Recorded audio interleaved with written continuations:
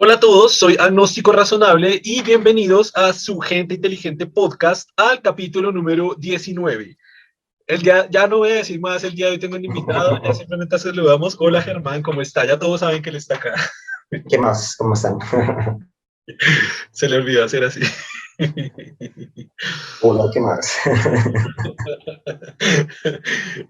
Güey, capítulo 19. Quería hacerle esa pregunta y se la voy a hacer dentro del podcast. ¿Cómo se ha sentido con el podcast? 19 capítulos, son más de 19 horas habladas, son casi unas 30 horas que ya tenemos de material. ¿Cómo se ha sentido? ¿Le ha gustado la idea? ¿No? ¿Se ha sentido bien? Sí, bien, y lo interesante es ver cómo nuestra conversación va evolucionando, ¿no? Finalmente, ¿no? Como, digamos, cada vez tenemos más profundidad en lo que hablemos, ¿no? En la medida que vamos como explorando cada uno de los temas y analizándolos más y contrastándolos más con otros invitados también. ¿Cómo cree que ha evolucionado? Esa es una buena pregunta. ¿Cómo piensa que ha evolucionado la conversación o los temas? Eh, por ejemplo, la cuestión de lo que vimos con ciertos invitados, cada vez nos cuestiona, ¿no? Cada vez se da uno cuenta que hay otras perspectivas desde donde se puede enfocar un tema, ¿no?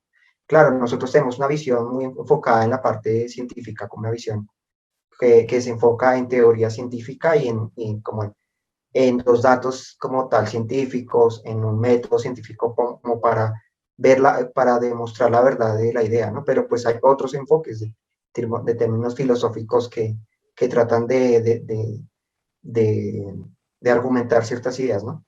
Y es interesante porque le dan un enfoque diferente, ¿no?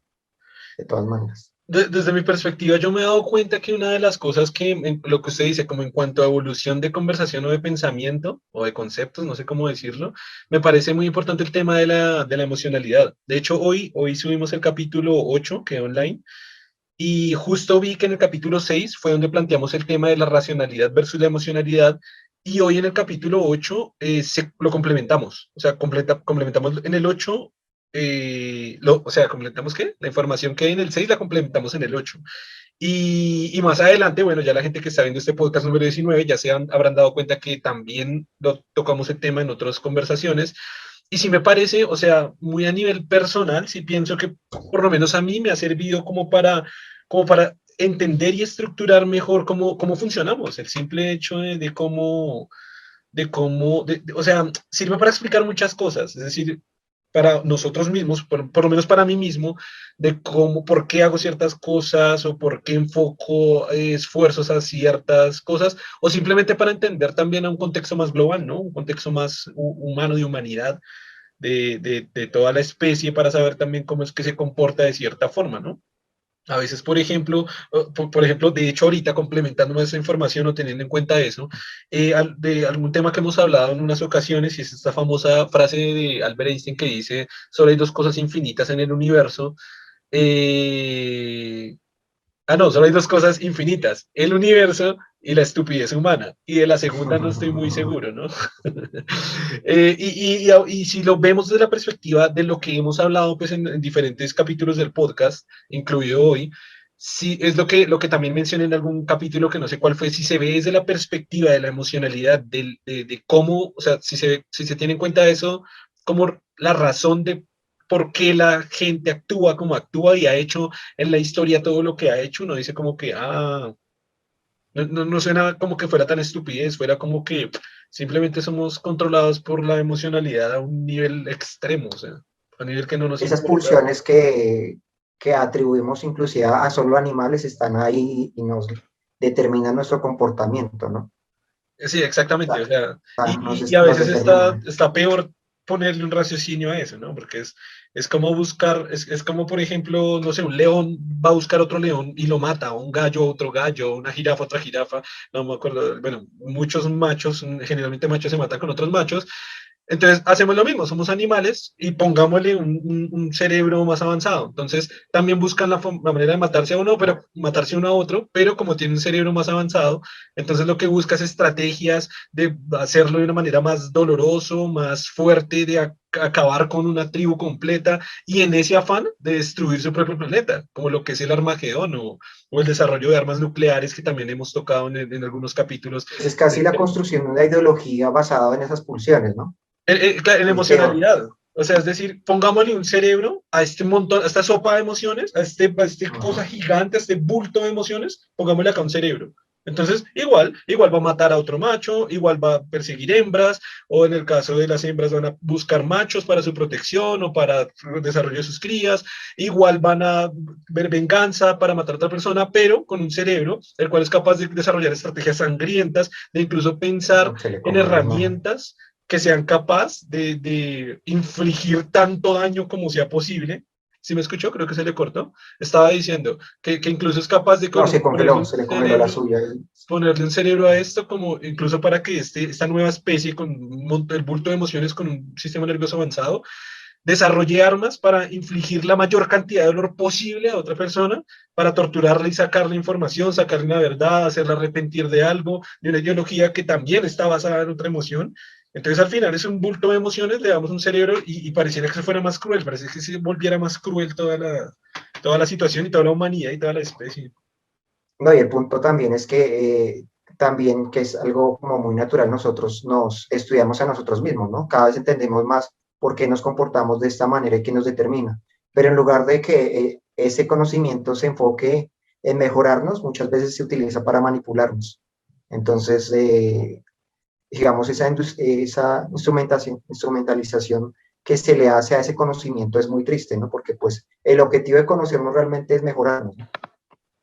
Como tal. Entonces, Sí, pues justo volvemos a traer que esto también lo hemos hablado cuando hemos hablado con el tema de la conferencia, que la conferencia ya está online para el que quiera verla. Se me ha olvidado ujú, comentarlo acá en el podcast, ¿no? Ya está subida la conferencia, el que quiera verla son como sí. 25 minutos. Bueno, cuando estábamos hablando del tema de podcast, precisamente hablábamos eso, y es lo que usted está diciendo. O sea, traer ese conocimiento, volverlo una herramienta, pero para volvernos más adictos a un celular, para que nuestro tiempo y nuestra atención se vuelva un recurso para que ciertas personas o compañías se hagan más ricas. Entonces, conocerlos y entenderlos más vuelve a ser la emocionalidad para mi propio beneficio, es decir, para el beneficio de esas empresas, de esos señores ricos que están allá pudriéndose en dinero, para su propio poderío, para su propia estabilidad, para su propio bienestar, y al final vuelve a ser lo mismo. Uy, no sé si... Pero es que son las pulsiones fundamentales. Por ejemplo, hay una pulsión muy propia de poder, que es controlar a otro. Y está, y no, o sea, el objetivo, digamos, uno pensaría, no, solo es dinero. No, también una pulsión primitiva que busca controlar al otro, esclavizar al otro. Es una pulsión que está ahí y que nos domina y que de alguna forma se expresa en esta tendencia a buscar las maneras de controlar mejor a la otra persona, no, quitándole su voluntad. y que además también lo habíamos hablado anteriormente, el solo hecho, o sea, siguen siendo emociones básicas, el simple hecho de mantener su propia estabilidad y su propio bien es porque todas las especies lo hacen, o sea, un león siempre está en la selva luchando para estar bien. Es decir, va y mata, o las leonas, o bueno, la sociedad como tal, van y matan, cazan, traen comida para alimentar a las leonas, al león, y para que la comunidad esté bien. Lo que pasa es que obviamente no hay un sobreexceso. Los humanos somos eso, somos unos primates evolucionados que dicen, pues sí, tengo que conseguir comida, pero claro, como tenemos un sistema nervioso, entonces tenemos que acaparar comida y acaparar recursos, porque entre más recursos acaparemos, pues pensamos que más estamos mejor. Además, esa capacidad de ese cerebro, ese sistema nervioso central avanzado que tenemos, o bueno, sí, avanzado sin comillas que tenemos, hace que podamos ver perspectiva para el futuro, lo que hace que tengamos que acaparar recursos para ese futuro porque sabemos que nos vamos a morir. Ningún animal sabe que se va a morir, ningún animal es consciente que se va a morir. Ningún león dice, voy a capturar todas las eras que hay aquí hasta donde me alcance la vista para vivir porque me voy a morir en 10 años y pues tengo que comprar leones porque me voy a volver viejo y los leones jóvenes me van a cuidar. Un león no sabe que se va a morir, ni sabe el futuro, ni sabe que es futuro ni pasado, no vive el momento. Y todos los animales, me atrevo a decir que todos los animales viven el momento, viven el momento. Yo creo que ni los más avanzados, yo creo que ni los delfines o animales que tengan un nivel de pensamiento, por así decirlo, avanzado, no saben lo que es futuro, lo que es pasado y que van a morir.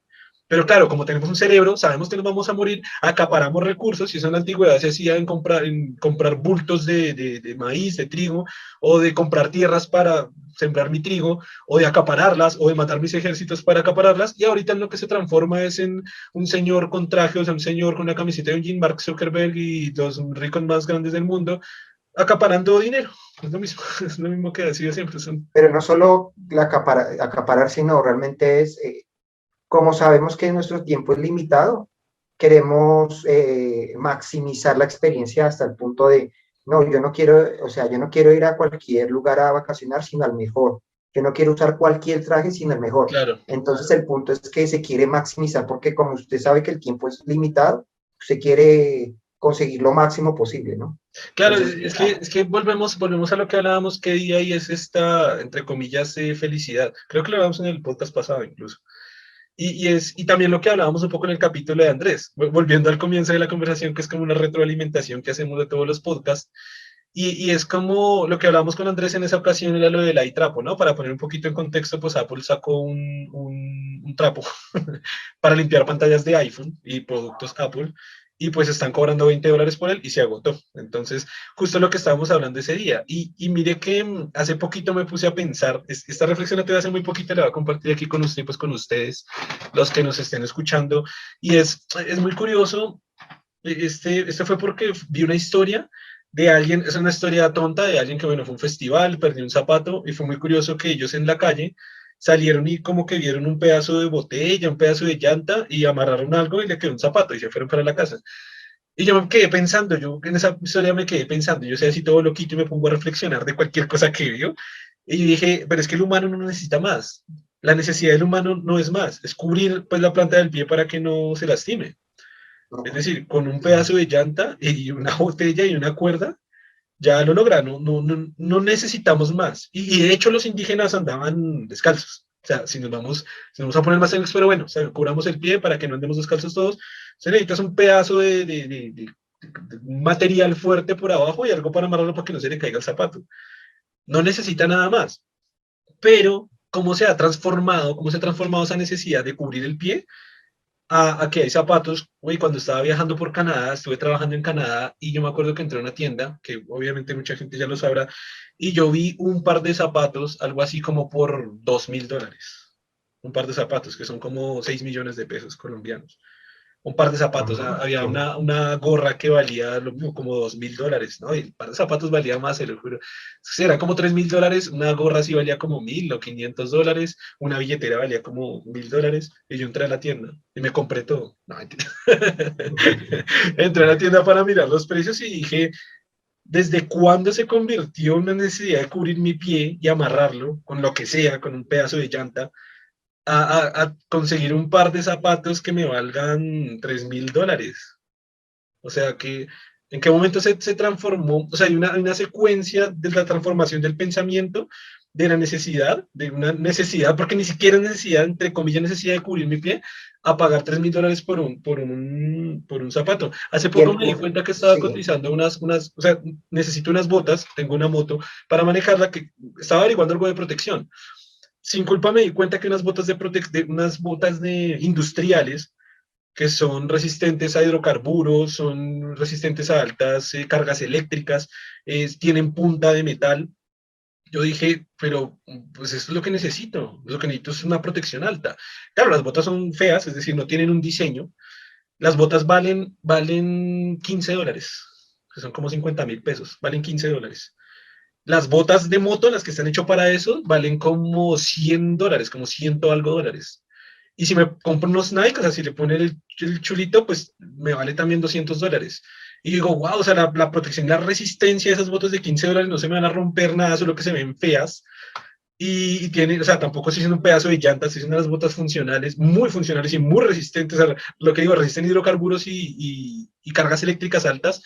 Y no, la gente tiene que conseguir algo que se vea súper cool, súper bonito y pagar pues 100, $150 por otro. Bueno, y de botas de motos, de marcas de motos también hay de $1.000, bueno, de todos los digamos precios. que hay una perversión en la idea porque digamos que antes sí había una relación entre costo y el producto que usted obtenía. Digamos, si Sí, usted compraba algo muy caro, obviamente tenía el mejor material, era hecho por los mejores constructores, o sea, la calidad realmente sí estaba muy implícita, no era algo así como muy tan, tan abstracto y tan conceptual realmente, ¿no? O sea, la cuestión estaba muy enfocado a que la calidad estaba implícita. Ahora se le vende a usted, es moda, se le vende una idea de pertenecer a un grupo exclusivo casi, pero no Dos realmente la cosas, calidad propia. moda y marca. Yo tengo un video, Marcas, sí. ustedes saben que yo siempre les hago spam acá en el podcast. Tengo un video que se llama Escapar del sistema capitalista y consumismo excesivo. Hice dos videos, uno lo grabé hace tiempo, el otro grabé 5 años después.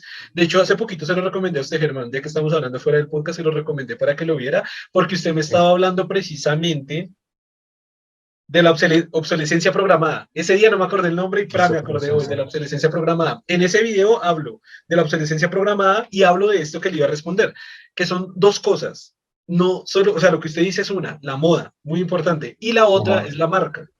¿Y qué es, cuál es el estudio que hace que la marca crezca y que a uno se le meta en la cabeza? El marketing.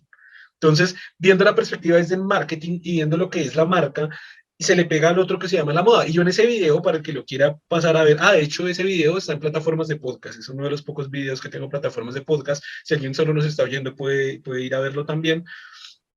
Es muy curioso, es eso que se llama moda, eso que se denomina moda, es algo muy, muy chistoso. Este video se llama Escapar del sistema capitalista y consumismo excesivo, es porque, bueno, Germán ya lo sabe mucho, pero quizás acá en el podcast, quizás nadie lo sabe, y es que parte de mi vida, en ese video igual lo cuento, parte de mi vida, una parte de mi vida me crié, digamos, en una zona muy de jungla, muy selvática, muy de finca, bueno, sí, como muy de natural. Y pues muchas perspectivas yo construí a lo largo de mi vida en relación con lo que es la vida allá, en el campo, muy selvático, y acá en la ciudad. Una de las cosas que alguna vez pensé fue eso, es decir, allá no importa que yo lleve mi camiseta rota, descosida, rajada, lo que importa es que me cubra el frío. Pues si me cubre el frío, si no está así despedazada completamente, lo que importa es que me cubra el frío, si está desteñida, puede ser sí. aquí blanca, con aquí un manchón, este dibujo puede estar horrible, puede ser incluso un dibujo que ni me, o sea, ni puede ser lo peor para mí, no importa, es que lo que importa es que me abrigue, porque es que para eso es una camiseta, para que me abrigue el frío, no es para nada más. ¿En qué momento, o sea, nace esto en algún punto de la historia que se llama moda, que es volver a la camiseta obsoleta, o sea, a eliminarla y crear basura, que eso también es un tema ecológico de todo lo que se desecha, crear basura únicamente porque cambió la moda. Entonces en el mundo cambia la moda y dice que entonces ya no se utiliza esto sino manga larga. Ya el color negro ya no se utiliza porque quedó obsoleto. Entonces ya el cuello no es redondo sino es aquí en B. Entonces ya esto me hace ver mal ante la sociedad. Obviamente eso pasa en las ciudades, allá en ese campo, en la jungla, eso jamás pasa porque lo que necesito es que me cubra, o sea, que me cubra el frío porque para eso es. Pero acá no, acá necesito que no solo que me cubra el frío, sino que me sienta cómoda, sino que el dibujito sea acorde a lo que yo pienso y sea cool y que no vaya a tener desteñido, que no vaya a estar descosido, que no vaya a tener un roto porque entonces la gente dice, que entonces la sociedad me condena, porque entonces si voy a conseguir una pareja, esa pareja piensa que yo soy X, Y, que soy, no sé, un montón de ideas de mí. Y yo digo, wow, ¿desde cuándo se creó todo eso? ¿Desde cuándo se distorsionó tanto la cabeza, la mente humana? O sea, Es un proceso gradual donde se va modificando el comportamiento con lo que hace el marketing, sí, básicamente. Lo que hace, se va construyendo una idea de persona a partir de lo que usted viste, sí. Y es básicamente el marketing se enfoca en eso. Si usted lo observa, siempre muestran esa persona usando esa prenda, que cómo lo ve la sociedad y cómo lo ven sus pares. Entonces, así de y, esa y, manera. y quiero volver al tema de la emocionalidad.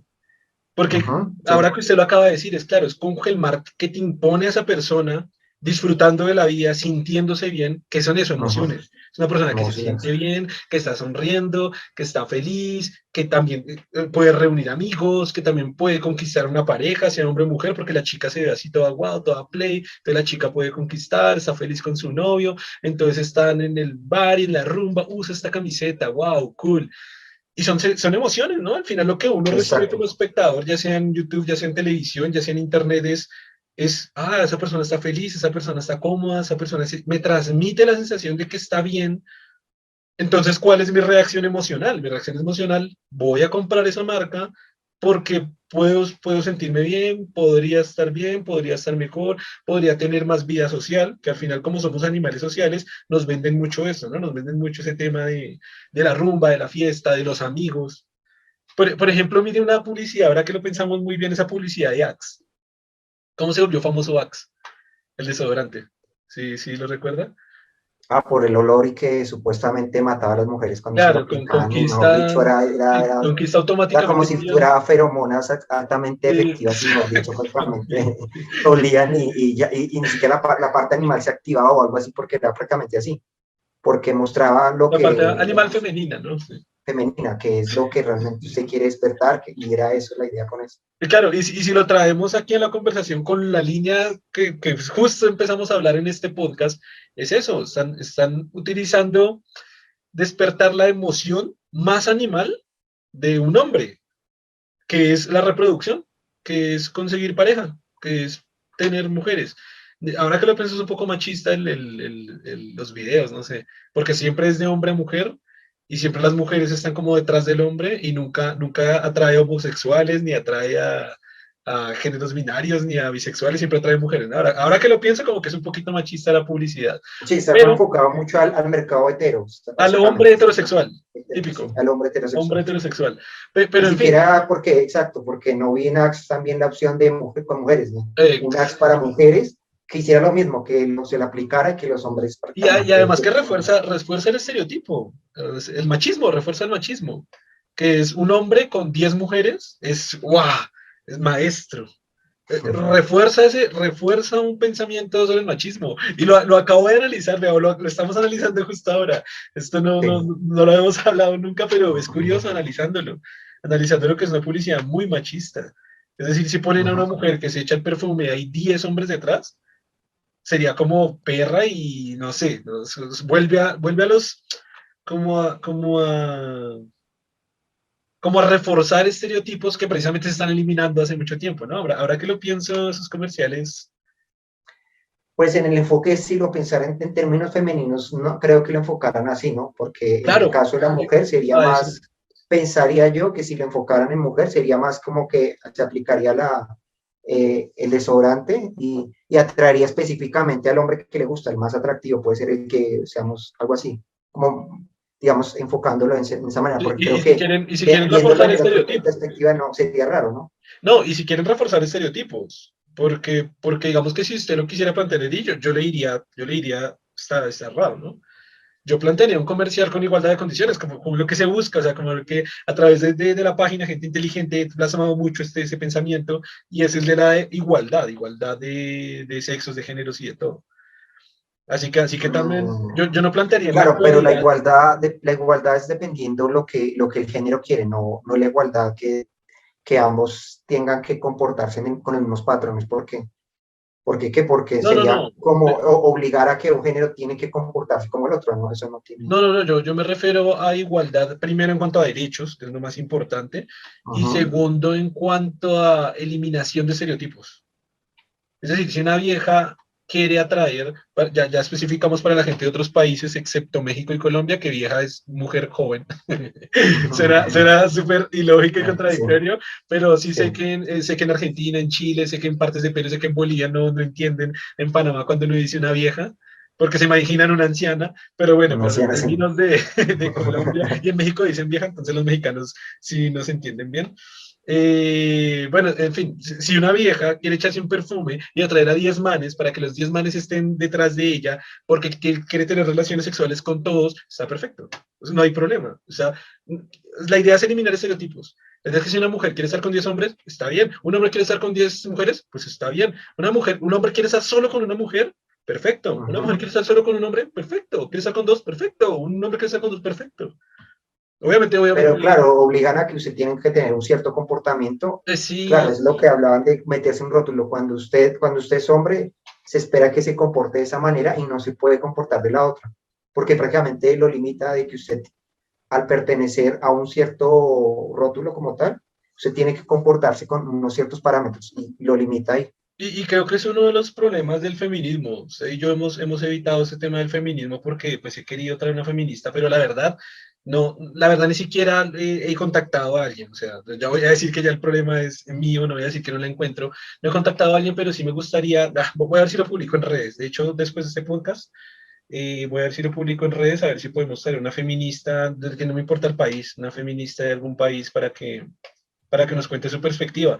Pero bueno, pienso que esos son uno de los errores del feminismo, y es que quiere también imponerle a la mujer cómo debe comportarse y qué hacer. Por ejemplo, es algo que habla mucho el feminismo es de los pelos, no se quiten los pelos. Entonces, ¿por qué? Porque eso es machista, porque es una condición de belleza que O se bueno, me cosas la palabra. como la mujer que quiere realmente ser ama de casa o ser o ama de casa, o por dicho, También, dedicarse solamente a la crianza de sus es hijos. otro ejemplo. Esa es su perspectiva. Para las feministas realmente es casi ser una forma de explotación, como lo ven en esa forma, ¿no? Como que Claro, no se libera, no, sí, para ellas tiene que estar en la parte productiva porque es la única forma de liberarse, ¿no? es decir, Entonces, están imponiendo, o de alguna forma se está imponiendo también un formato, un estándar. Por ejemplo, con lo que usted dijo también, o por ejemplo con los pelos. Es que me acuerdo con los pelos porque luchan mucho contra eso de que se depilan porque porque el patriarcado imprimió pues, su poderío a través de eso. Yo digo que se cae el argumento cuando hay hombres que se depilan, muchos, yo incluido. Entonces, muchos hombres nos depilamos y eso también es del patriarcado, pero si me quiero depilar, pues me depilo, no estoy presionado por nada. Si no quiero, pues no quiero. Si una mujer, es que es el punto, si una mujer quiere dejarse todo el velluda, pues que está bien. No estoy diciendo, no, no lo uh-huh. haga, está bien. Pero hay mujeres que intentan cerrar, no, entonces me tengo que dar los pelos porque el feminismo, porque la igualdad, y a mí no me gustaría, y entonces yo no quiero ser feminista, entonces el feminismo es malo, y entonces lo que hacen es como, primero, crear una confusión, y segundo, bueno, el tema de que estamos hablando, que es como imponer a la mujer que si es feminista tiene que hacer esto, de esta manera, si no, usted no es feminista. O sea. O sea, es el mismo problema del machismo, pero ellas se Exacto. están metiendo en el mismo, o sea, en lugar de liberarse, no encapsularse en ese rótulo de que tienen que comportarse de manera, en lugar de eso están volviendo a lo mismo, así sea en una nueva perspectiva, pero es lo mismo. Por ejemplo, si uno ve en machismo, ¿por qué un hombre no podría dedicarse al hogar? Sencillamente, si un hombre quisiera criar a los hijos y hasta asumir el papel, el machismo no se lo permite, por ejemplo. Claro. Entonces, esas cuestiones que estos rótulos no nos liberan, nos encierran y nos limitan a lo que podemos hacer. Y lo que le decía en cuestiones como la expresión de afecto entre hombres también está muy limitado por lo mismo. Entonces, hay una Y cantidad de tengo, cuestiones. sí, diga, ¿qué iba a decir? No, siga, siga, siga. Ah, ok. Tengo dos historias, pero muy a nivel personal. O sea, me pasó con una amiga española. Me acuerdo que alguna vez, hablando muy en confianza, pues teníamos bastante confianza y literalmente me dijo, he tenido relaciones sexuales con más hombres de los que yo quisiera o de los que hubiera querido. Y yo le explicaba, o sea, ¿por qué? Había como un contexto extraño, le decía, ¿por qué? Y me decía, pues es que en España el tema de la liberación femenina, el feminismo, pues digamos como que está mucho más avanzada que en Latinoamérica. Y me decía que una, pues como de las insignias es precisamente la liberación sexual. Pero entonces ella como que se encerró tanto en ese pensamiento de feminismo, feminismo de liberación sexual, que decía, bueno, yo por ser mujer puedo tener sexo con quien quiera y no tengo que ser denominada como puta porque es mi elección y mi preferencia, lo cual es correcto. Pero entonces por estar bajo ese pensamiento como tan fuerte, llegó a esa conclusión. Llegó a la conclusión de que ella ya no está viendo, no vivía en España hace muchos años, pero dijo, cuando estaba viviendo en España, esa es la conclusión. Dijo, tuve más relaciones sexuales, o sea, con hombres de las que realmente hubiera querido. O sea, como que al final ya no era tanto que quería, sino como decir, ah, soy tan libre que tengo tanto sexo que no me importa, pero al final decía, bueno, ¿para qué? No, ya no tenía ningún sentido de cómo lo estaba haciendo. Y eso me lleva a otra historia. Es prácticamente como meterse en el mismo rótulo del hombre, pero en términos femeninos, ¿no? Porque en el rótulo del hombre él tiene que, por obligación, tener la mayor cantidad de y ella lo está haciendo en el mismo momento, en la misma forma, ¿no? Porque la idea de como debe ser como libre de forma sexual, digamos que no está decidiendo realmente con quién realmente quiere estar. Entonces, prácticamente dice, no, como tengo esa libertad, tengo. Algo así. O sea, no escojo ni siquiera, lo tengo que hacer y eso no, Algo así. ahí no hay Y, libertad. bueno, y estaba diciendo, y eso me lleva a otra historia. Esto fue con una amiga colombiana. Y entonces ella me planteaba el concepto, pero al revés.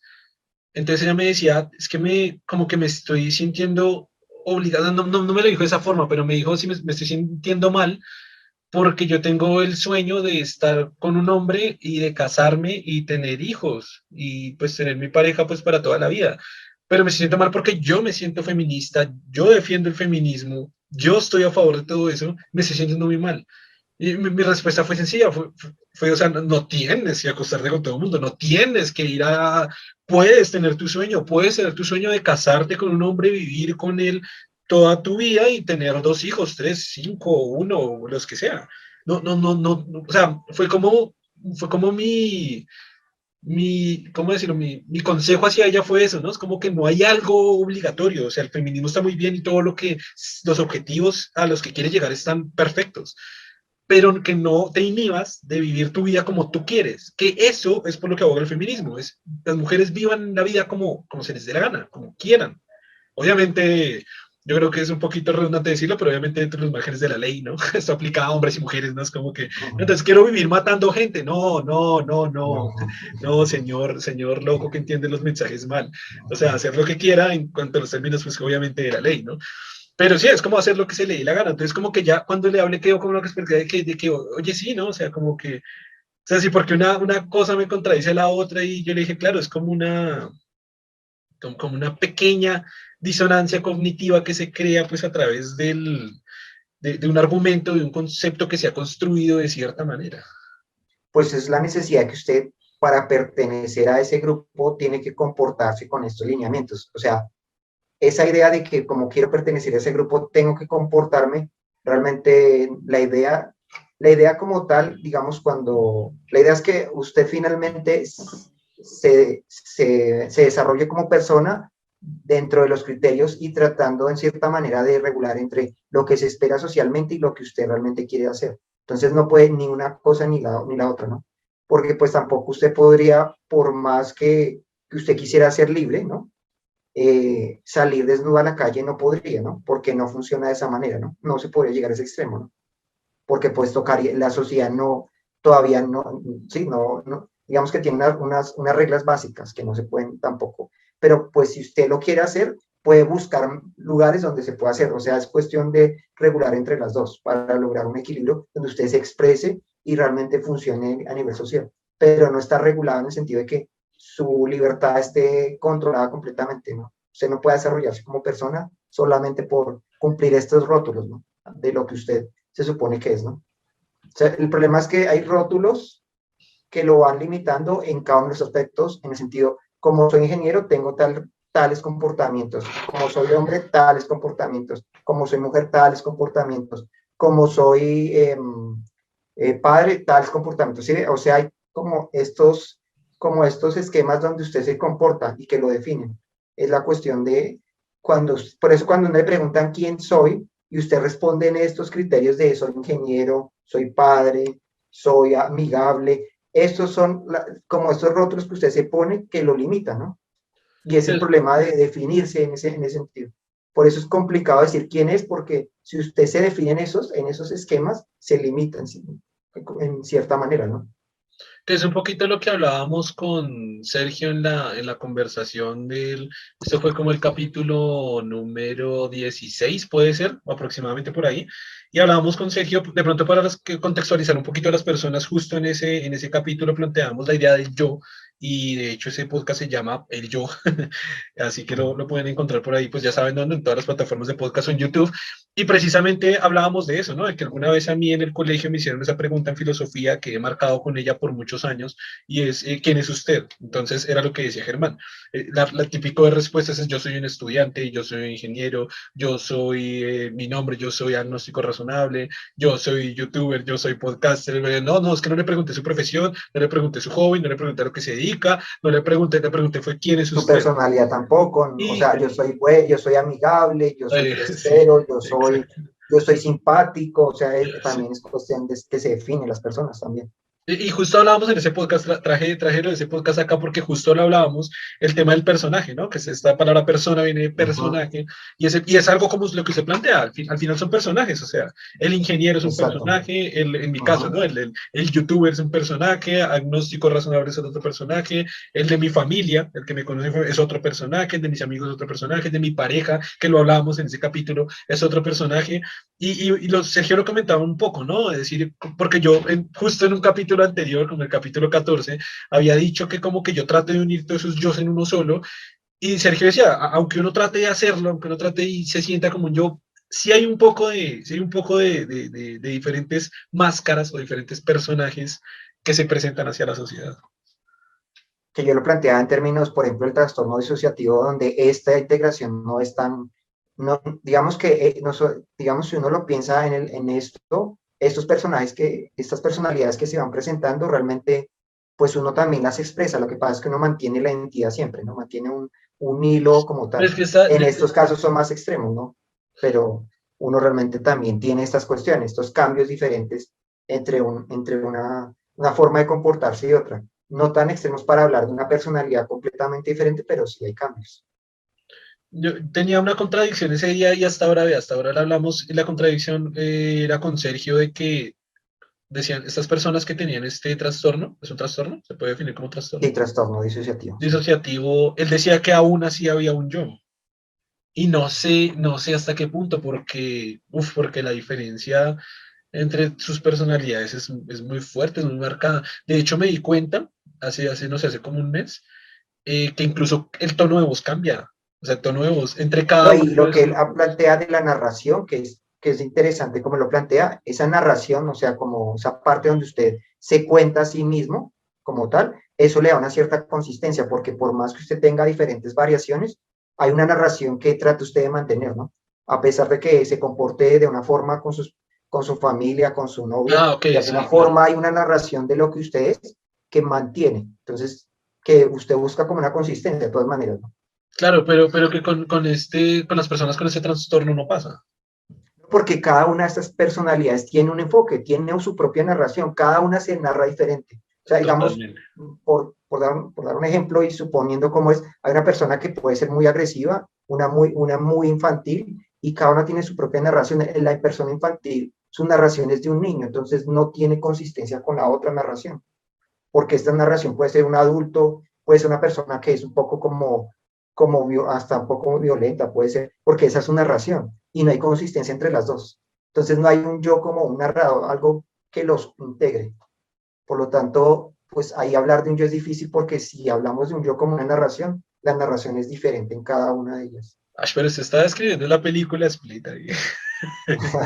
Ya dijo, ¿Ah? un niño, una señora y alguien agresivo, dijo, así Sí, casualmente. pues, no, pues se me ocurre, ¿no? De los que medio escuchaban No, sí, en esto, ¿no? acuérdese de una chica que yo le pasé. Yo le pasé a Sí, usted una es. chica hace como, como Uh-huh. 6 meses, que me gustaría acordarme el nombre ahorita para recomendarlo aquí a todos los que nos escuchan, pero se me fue ahorita el nombre. Pero bueno, es una chica, es youtuber y presenta ese trastorno. Un trastorno Uh-huh. es disociativo de personalidades múltiples, como se conoce más comúnmente. He visto varios videos, esto no se lo conté a Germán, pero he visto más videos de ella. Y aquí fue donde me di cuenta que cambian el tono de voz cuando están hablando cada una de las diferentes personalidades o yoes. Y lo que decimos ahorita, que cada uno tiene de hecho, una de las personalidades de ella es lesbiana. Uh-huh. Entonces, Exacto. es muy curioso porque a una de ellas, eso tiene un nombre. En los videojuegos se llama main, pero eso se los videos, es otra historia. Pero bueno, ellos le tienen un nombre al principal, entre comillas, le tienen un nombre como el Uh-huh. que, no sé, maneja y toda la cosa. Pero decía que no el que maneja, sino había una chica que es lesbiana, pues que le atrae mucho a las mujeres y le gustan las mujeres, le atraen mujeres. Y al principal le gusta pues los hombres, es heterosexual, le gustan los hombres, le atraen los hombres y de hecho pues ciertas personas le gustan. Al otro creo que tiene como 5 personalidades. Al otro pues le gusta otro tipo de personas, otro le gusta otro tipo de personas, pero era muy curioso como cuando ella trataba de poner así ella se graba con las diferentes personalidades, cambia el tono de voz, obviamente cambia la perspectiva, el pensamiento, lo que hacen. Entonces sí que es un trastorno súper interesante desde la parte psicológica, ¿no?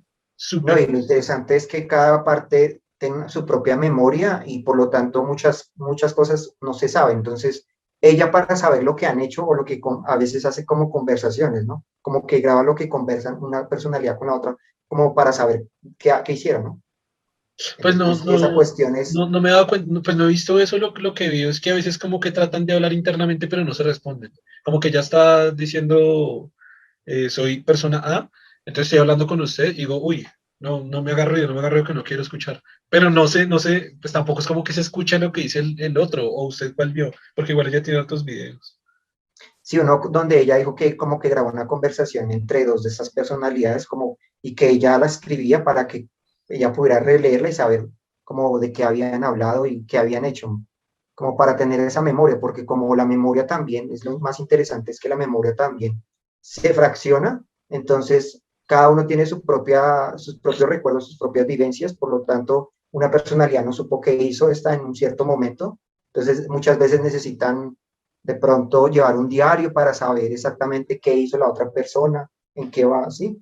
Porque puede haber hecho algo que alteró su vivencia normal, hizo algo que ya se salió mucho de lo normal y generó problemas de pronto, entonces necesita una memoria para saber qué hizo, de alguna forma, supongo. Es muy interesante, es muy curioso cómo funciona ese trastorno. Y entonces ahí es donde yo le digo, el yo ahí, si usted lo piensa en la forma como se describe, no existe uno, porque si hablamos de estas cuestiones donde el yo tiene su memoria todas compartidas, o sea, toda la memoria como tal de lo que él vivió es la misma para el yo, para el no yo, entonces no se cumple esta cuestión. La personalidad sí puede ser lo que le digo, puede ser porque la personalidad es como tal, uno no podría decir que es siempre consistente, ¿no? La forma en que uno se comporta, la personalidad sí podría ser que el yo pueda manejar diferentes personalidades, pero lo de la memoria, lo de su narración, todas esas cuestiones que conforman el yo no están tan claras en este tipo de trastorno. Pero por ejemplo, Sergio decía que sí. No. Y lo que le digo, y si como él lo plantea, porque él habla de una narración, su narración no es igual, tampoco, no se narra igual tampoco, Acaba de narración es volverlo a muy. llamar. Igual le dijimos que estaba Claro invitado que para lo un que nuevo sí es capítulo. interesante es que hay uno principal, que es como que los maneja a todos. En ese sí puede decir uno que hay no sé si es el yo que él está planteando como el que los dirige a todos, ¿no? Pero igual Es que ese yo es curioso porque debería tener, si ese yo maneja a todos, debería tener todos los recuerdos de todos, así, pero no funciona de esa manera, no funciona de esa y no, y manera. además los gustos, que por ejemplo a uno le gusta Ajá, cierta comida, cierto instrumento, le gusta dibujar, no le gusta dibujar, al otro le gusta hacer X, al otro no le gusta más el ejercicio, no le gusta. ajá, Y exacto. pues ella no, o sea, digamos que a la, es que toca saber el nombre porque me siento mal diciéndole la main, la principal. Es algo que a ella no le gusta, nunca le ha gustado, pero hay otra personalidad dentro de ella que sí le gusta. O que a Lo que sí, veces no pueden hacer el cambio como tan fácil. lo que sí me parece interesante, que creo que también lo planteó, lo que escribió ella, de lo que ha escrito del trastorno disociativo, ella habla de que se, se da cuando no se integra correctamente la identidad durante la infancia, lo que significa que en la infancia el yo todavía no está muy bien conformado. Por eso se da la posibilidad que usted genere como varios yo, ¿no? Porque este no se ha integrado completamente, lo que implica que el yo como tal, como construcción, no es algo que puede ser que no esté presente desde el mismo nacimiento, sino algo que se construye. Es Por lo que, tanto, no es uno podría decir que el yo existe desde cierto momento realmente. Y eso sería interesante para usted decir, ah, bueno, este infante, un niño de un mes, todavía no tiene un yo como tal. es que yo, o sea, por eso me encanta la definición que encontré, digamos que continuando la conversación que hice hace poquito, en el colegio, un profesor de filosofía me planteó esa pregunta. Y a la respuesta que yo llegué, yo tenía como 20 y algo años, 22 21 años, cuando llegué a esa respuesta, que me encantó y yo la sostengo porque desde esa base me parece una base muy fuerte, que por supuesto es científica, y que desde ahí parte la respuesta y se puede solucionar todo lo que usted dijo. O sea, es decir, voy a spoilear para el que no hizo, es raro spoilear adelante en un capítulo de atrás, pero voy a spoilear si alguien no vio el capítulo. Mi respuesta es yo soy mi cerebro, ni más ni menos. Así que para resolver esos dos asuntos, el de la personalidad múltiple, ella puede decir ella su cerebro, sí, porque precisamente su cerebro es el que está planteando ese trastorno que se hace que se dividan múltiples personalidades. Ese es ese es ella, ¿no? Ese es yo. Y en el caso del bebé, que es un caso muy interesante de que quiere ser yo en bebé de 3 meses, pues para mí el cerebro sigue siendo el yo. Es un cerebro que no tiene mucha cognición, que no tiene memoria, que no tiene, que no tiene nada. Es que yo siempre he dicho que un bebé es como un animal no racional, pero peor. O sea, es como, Pero, es que una vaca, así como les digo que yo me crié en mucho ambiente natural, o muchos animales, nacen por tarde a las 24 horas ya caminan, ya corren, ya se escapan del peligro, ya están así, pum, pendiente, mirando, tan. Va a coger un bebé con 1 año, es que 1 año y apenas da un paso, es que no puede escapar ni una paloma le puede sacar los ojos y no puede defenderse, güey. Es que yo por eso digo, es que un bebé es como tan, es como, pues fue el es como un costo, animal ¿no? no racional, pero peor, por digo que es peor. Es casi como el costo. Piense la cuestión de estos animales que tienen cornamentas gigantescas, tan grandes que prácticamente no pueden ni caminar, que les estorban demasiado, porque por alguna razón lo incrementaron el tamaño probablemente para atraer más a la hembra, ¿sí?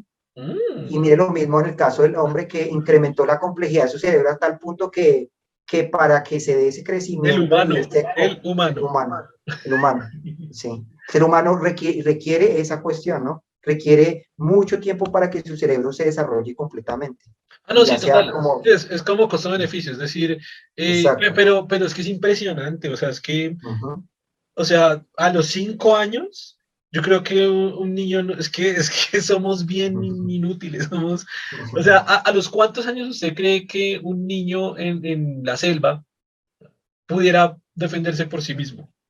Un niño, o sea, ¿a qué edad? Una persona, para no encerrarlo en niño. ¿Cree que hay una edad o cree que nunca podría un niño aprender a defenderse por sí mismo?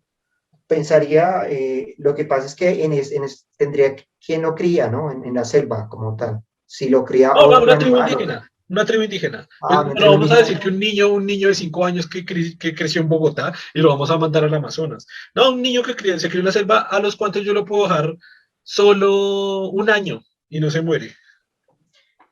No, pero no un niño, yo una creo que persona, por porque lo es que menos superando los 10 años, por lo menos pensaría, o sea, de superando 10 los a, usted 10. dice que yo dejo un niño de 10 años en una selva 1 año Y y podría llegar o sea, podría ya darse el caso. Por Uy, ejemplo, mire el caso, no sé si se acuerda lo de los espartanos, ¿no? ¿Se ahorita acuerda me, que ahorita me uno de habla de las cosas, Tarzán, de que está no, de hablando de los películas. espartanos era que No, mentira, sigue, cuando sigue. él cumplía, creo que era 13 años, se le abandonaba en la selva para ver si era capaz de sobrevivir, como una prueba de sombría, como tal. Y ¿Pero los eso es niños aplicaban verdad eso. o lo está sacando de la ficción? Porque yo he escuchado esa historia, pero nunca la he comprobado en una fuente real. Y usted sabe No, que yo yo soy... me enteré de eso, no por las películas, sino por lo que leí en libros, pero lo menciona, pero no lo investigaba en el sentido de cómo era la cuestión, cómo lo abandonaban y todo eso, pero sí se daba ese caso en No, sí los lo he escuchado, espartanos. sí lo he escuchado, la verdad, sí lo he Inclusive escuchado. eso no solamente en Esparta, sino en otras culturas también se acostumbra que a cierta, por ejemplo, 13 12 años, por ejemplo, que case su primera presa, esas son pruebas para demostrar que realmente, digamos que se Ah, está eso lo he entrando en la visto, madurez. eso sí lo he Exacto, visto. entonces esa Pero tradición no es como no, es muy general. Sí. pero acompañado y vigilado. Los que hacen estos rituales indígenas. No que lo dejen solo como que... Lo de los patrones lo he escuchado mucho, pero lo que le digo, usted sabe que a mí me gusta mucho como que lo que sé, basarlo en fuentes para decir lo Sí. que está hablando es con fuentes reales. Sí lo he escuchado mucho, mucha gente lo repite, mucha gente lo dice, pero no sé si realmente hay un escrito que diga, sí, mire, los espartanos sí lo hacían, tenemos acá No, la y la cuestión y documentación. los detalles de cómo lo hacían, si realmente Sí, lo que usted está diciendo, los exacto. abandonaban Sí, los completamente, les exacto. daban herramientas, pero los Eh, abandonaban, o sea, exacto, para ver exactamente cómo era la las prueba, ¿no? Cómo era que lo condiciones. probaban. Sí. Claro, si lo dejaban solo, cuánto tiempo, 1 mes, una semana, 3 semanas, 1 año, como yo dije hipotéticamente. Pero bueno, O si lo abandonaban y esperaban a ver si regresaba con vida, listo, si no regresaba, pues no pasó la prueba, sencillamente así y de. no, y es que pasa mucho o sea, no solo con grupos, sino con personas que cuando han logrado mucho, comienzan a inventarle un montón de historias que se vuelve como un personaje, ¿no? Precisamente estábamos hablando de los personajes, se vuelve como que mitifican al personaje o endiosan un poco al personaje, y pasa en todo, o sea, Cuando alguien que aprecia mucho a un político, como que lo exagera de todo lo bueno que hace, o por ejemplo, estaba leyendo, por ejemplo, que ya sobre Simón Bolívar. Es decir, claro, Simón Bolívar tiene muchas cosas que sí hizo, obviamente muy importantes, pero a veces se le asocian un montón de atributos que no, o sea, no, no tampoco. Y entonces pasa eso que como, claro, los espartanos, sea como sea, sí tenían unas definiciones de fortaleza y de guerra muy fuertes, pero entonces se le comienzan a atribuir un montón de cosas que uno es donde tiene que comenzar a leer si sí, si no. Por ejemplo, con el tema de Pablo Escobar, que es un tema que no tocamos hace rato, toca hablar ya de Pablo Escobar. Para poner el nombre del podcast, colombianos hablan de Pablo Escobar, y ahí sí me ven, ahí sí va a ser viral ese podcast, ese capítulo. Entonces, por ejemplo, Pablo Escobar, ¿no? Dicen que tenía tanta plata que él ofreció pagar la deuda externa del país, pero que no le dejaron. Eso es un mito. Eso, o sea, yo en ese lo que le decía ahorita, yo soy loco por las fuentes y por la investigación en esos temas. Yo sí me puse en la tarea de googlear, de mirar los documentos y tal, falso. Un montón de cosas que se le asocian a él, no, que él hacía yo no sé qué, falso, no, que él hizo yo no sé cuántas mierdas exageradas, falso. Obviamente hizo un montón de cosas que uno dice, wow, una persona que haga todo eso, o sea, así, pero ya también se le comienzan como a poner un poco, ¿no?, de mitos, y eso pasa con todo, con grupos sociales, con líderes políticos, como que el humano trata de endiosar a las personas. Sí, para atribuirle.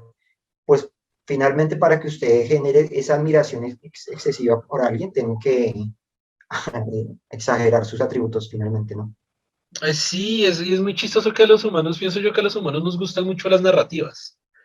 Y Ujú. estas narrativas por eso poco a poco se construyen, pues es básicamente como se hizo la mitología, como se hizo la mitología, como se hicieron muchas historias, muchos cuentos de estos superhéroes haciendo grandes proezas por el mundo, saltando, me acuerdo, no me acuerdo quién era, no me acuerdo si era Gilgamesh, que decían que podía pasar como que con 3 pasos pasaba un país completo, que atravesaba toda África en 5 horas, algo así.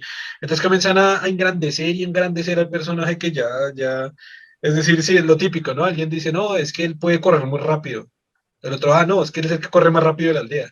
El otro, no, es que corre tan rápido que le puede ganar a un perro. Yo una vez vi que le ganó a un perro. No, no, no, es que le puede ganar a... Así terminó, no, es que le ganó a un jaguar. No, es que es el más rápido del Exacto. planeta Tierra y ya puede caminar sobre el agua. O sea, ya como es como, güey, ¿no? O sea, como el teléfono roto con tantas generaciones y tanta que se tergiversa de a un poquito que le agregan a la historia, ya se vuelve una historia increíble, magnífica. Y creo que en eso tiene que ver un poco la historia de Dios. O sea, desde que se inició como un ser mitológico que nos ayuda en la casa, porque pues hoy tuvimos buena casa, a ya ser creador de galaxias y del universo y del tiempo y espacio, y uy, pero si la gente ni sabía qué era eso, la gente cuando creía que Dios existía, creyó que creyó la Tierra, la Luna y el Sol. Ese era Dios. Pero cuando creció el conocimiento científico, es que existe un planeta que se llama Urano. Dios también lo creó, sí, Dios lo creó. No, hay un planeta que se llama Plutón. Dios lo creó, Dios. O sea, no, entonces hay una galaxia más Vía Láctea y más. Dios creó todo creó. Pero, o sea, porque comienzan a agregarle cosas a Dios que antes no podía hacer y cuando descubrió la ciencia que habían cosas, ahí Dios ya comenzó a poder hacer cosas que no hacía. Hoy precisamente me acordé de Urano porque hoy ya estoy acabando, yo creo que hoy acabo entre hoy o mañana. Acabó el capítulo 3 de la física de nuestro universo. Para la gente que nos está escuchando, hay una serie muy bonita que estoy haciendo en YouTube que se llama La física de nuestro universo. Vamos en el capítulo 3 y vi que se me olvidó el nombre.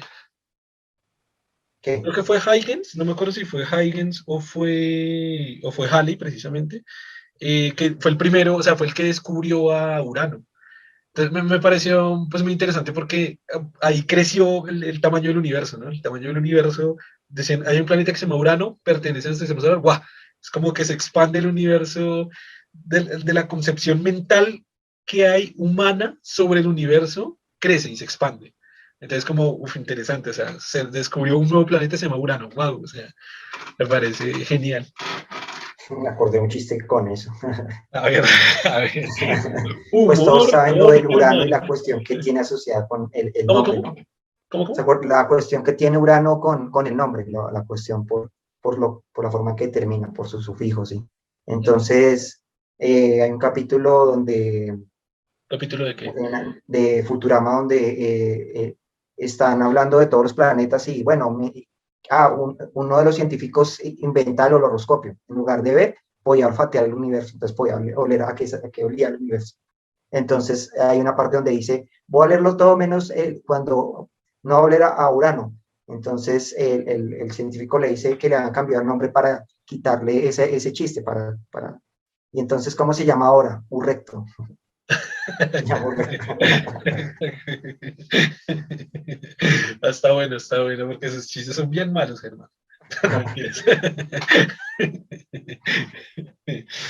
Y bueno, cambiando un poquito de tema, pero es que, güey, vea, a ver, este capítulo lo hicimos con el fin de pasarle un poco de información del libro que había leído a Germán, pero ahora con el tiempo no sé si alcancemos otra vez.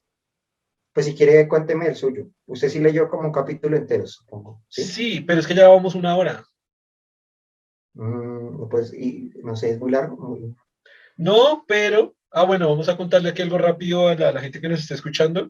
Como somos bien, bien, bien inteligentes, grabamos el capítulo, grabamos el capítulo 15 tres veces, que no sé por qué mierda grabamos tres veces, pero bueno, una de ellas sí fue porque yo tenía, esto creo que lo dijimos en el capítulo pasado, pues no tenía coronavirus, en una gripa, que no sé si es coronavirus, pero tenía una gripa, y se me escuchaba tan mal y estaba tan enfermo que, o sea, el capítulo quedó mal. Así que decidimos con Germán, pues repetirlo. Sin embargo, el siguiente capítulo que hicimos, no, el anterior que habíamos hecho era el 15 realmente. Hicimos uno que tocó borrarlo y después hicimos uno con un invitado, creo que fue con un invitado. No, fue antes del invitado. Y volvió a Sí. hacer el capítulo 15, o sea, grabamos tres veces, tenemos tres veces el puto capítulo 15. Voy a estar muy pendiente porque si hacemos y repetimos un puto número, van a haber menos capítulos de los que realmente son, ¿no? Entonces se va a escuadrar toda la numeración, y eso ya está subido a YouTube, eso tiene sus thumbnails de las miniaturas, mejor dicho, se vuelve un caos todo. Pero, bueno, esto era para que la gente supiera del capítulo 15, pero en ese capítulo 15 pues le transferí la información que yo había leído a Germán, solo que como estaba tan mal, no, o sea, no sé, nos sentimos como incómodos en ese podcast y dijimos, bueno, si nos sentimos incómodos nosotros, pues no vamos a subir eso. La cuestión es que llevamos una hora y piquito, no sé si lo hacemos en media hora, alcanzaré. Pues si quiere, sí, sí, mejor Vamos, como para darle cierres. o cortamos y lo dejamos para el siguiente podcast, porque igual una hora pues se hace una hora. Pues igual no sé, porque igual desde esa vez que usted me comentó, no se ha vuelto a hablar del tema, Listo, vamos a entonces sí. hacerlo ya y no quemamos más tiempo. Como muchos saben, del contexto, Germán, que ya me aburría del contexto. Pues estamos leyendo cada uno un libro, digamos, en este caso cada uno se prestó el libro del otro, entonces Asdrúbal me prestó el libro de Rodolfo Ginás, El cerebro y el mito del yo, y yo le presté el libro de Carl Sagan, Miles de millones, era este libro, y pues le presté otro también, aunque creo que el que está leyendo más es este, el de miles de millones, ¿sí? Sí, Entonces ese es el capítulo. bueno, la idea es como hacer un intercambio de libros y la idea es que Ujú. en el tiempo que leemos un libro, en realidad podemos leer dos libros, ya que pues cada ciertos capítulos o cada cierta cantidad de hojas hacemos como un intercambio de lo que ha leído cada uno. En fin, en el capítulo anterior vimos, no, pero en serio, en el capítulo anterior habíamos visto que eso es como el capítulo, eso es como el capítulo que 9, 10 puede ser, del podcast. Sí. Habíamos visto algo sobre los clorofluorocarbonos, que para el que no sepa muy bien qué es, por ahí se puede volver es que no sé qué capítulo es, debe ser por ahí el 10 o el 11, se pueden devolver por ahí un capítulo de estos, igual el título del podcast se llama así, clorofluorocarbonos. Así como un resumen muy rápido, es un tipo de molécula que desarrolló la humanidad con el desarrollo científico, que trajo muchos problemas para el propio planeta. Es decir, comenzó a haber una superproducción de esta molécula, pero a nivel de miles de millones de toneladas, por eso este libro llama Miles de Millones, que comenzó a hacer estragos a nivel de la capa de ozono, a destruir la capa de ozono. Esa es la razón, de hecho, por la cual todos sabemos que hay agujeros en la capa de ozono.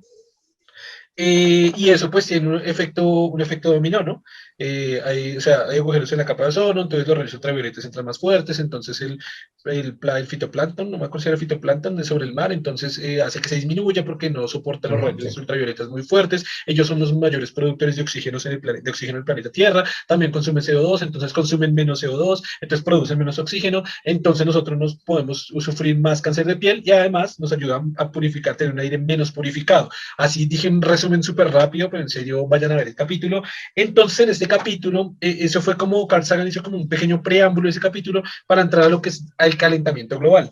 Precisamente yo quería decir que el tema del calentamiento global era un tema que pudiera ser contraproducente para el conocimiento general, porque a veces la gente,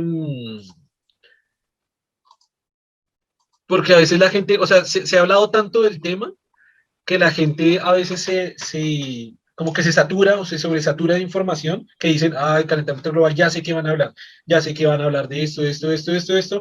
Entonces la idea es como tampoco dar información tan redundante, sino simplemente como algunos datos, como para que de pronto la gente que, pues, que esté interesada o que no conozca tanto el tema, como que sepa un poquito más, o la gente que ya sabe harto, pues de pronto que habrá alguno u otro dato que no sepa específicamente. Entonces, bueno, básicamente él comienza, eh, espera que no sé por dónde comenzar. Eh, ok, comencemos con el tema de como los ciclos que hay de entrada y salida de radiación y de diferentes rayos cósmicos que entran y salen, que entran a la Tierra y salen de la Tierra.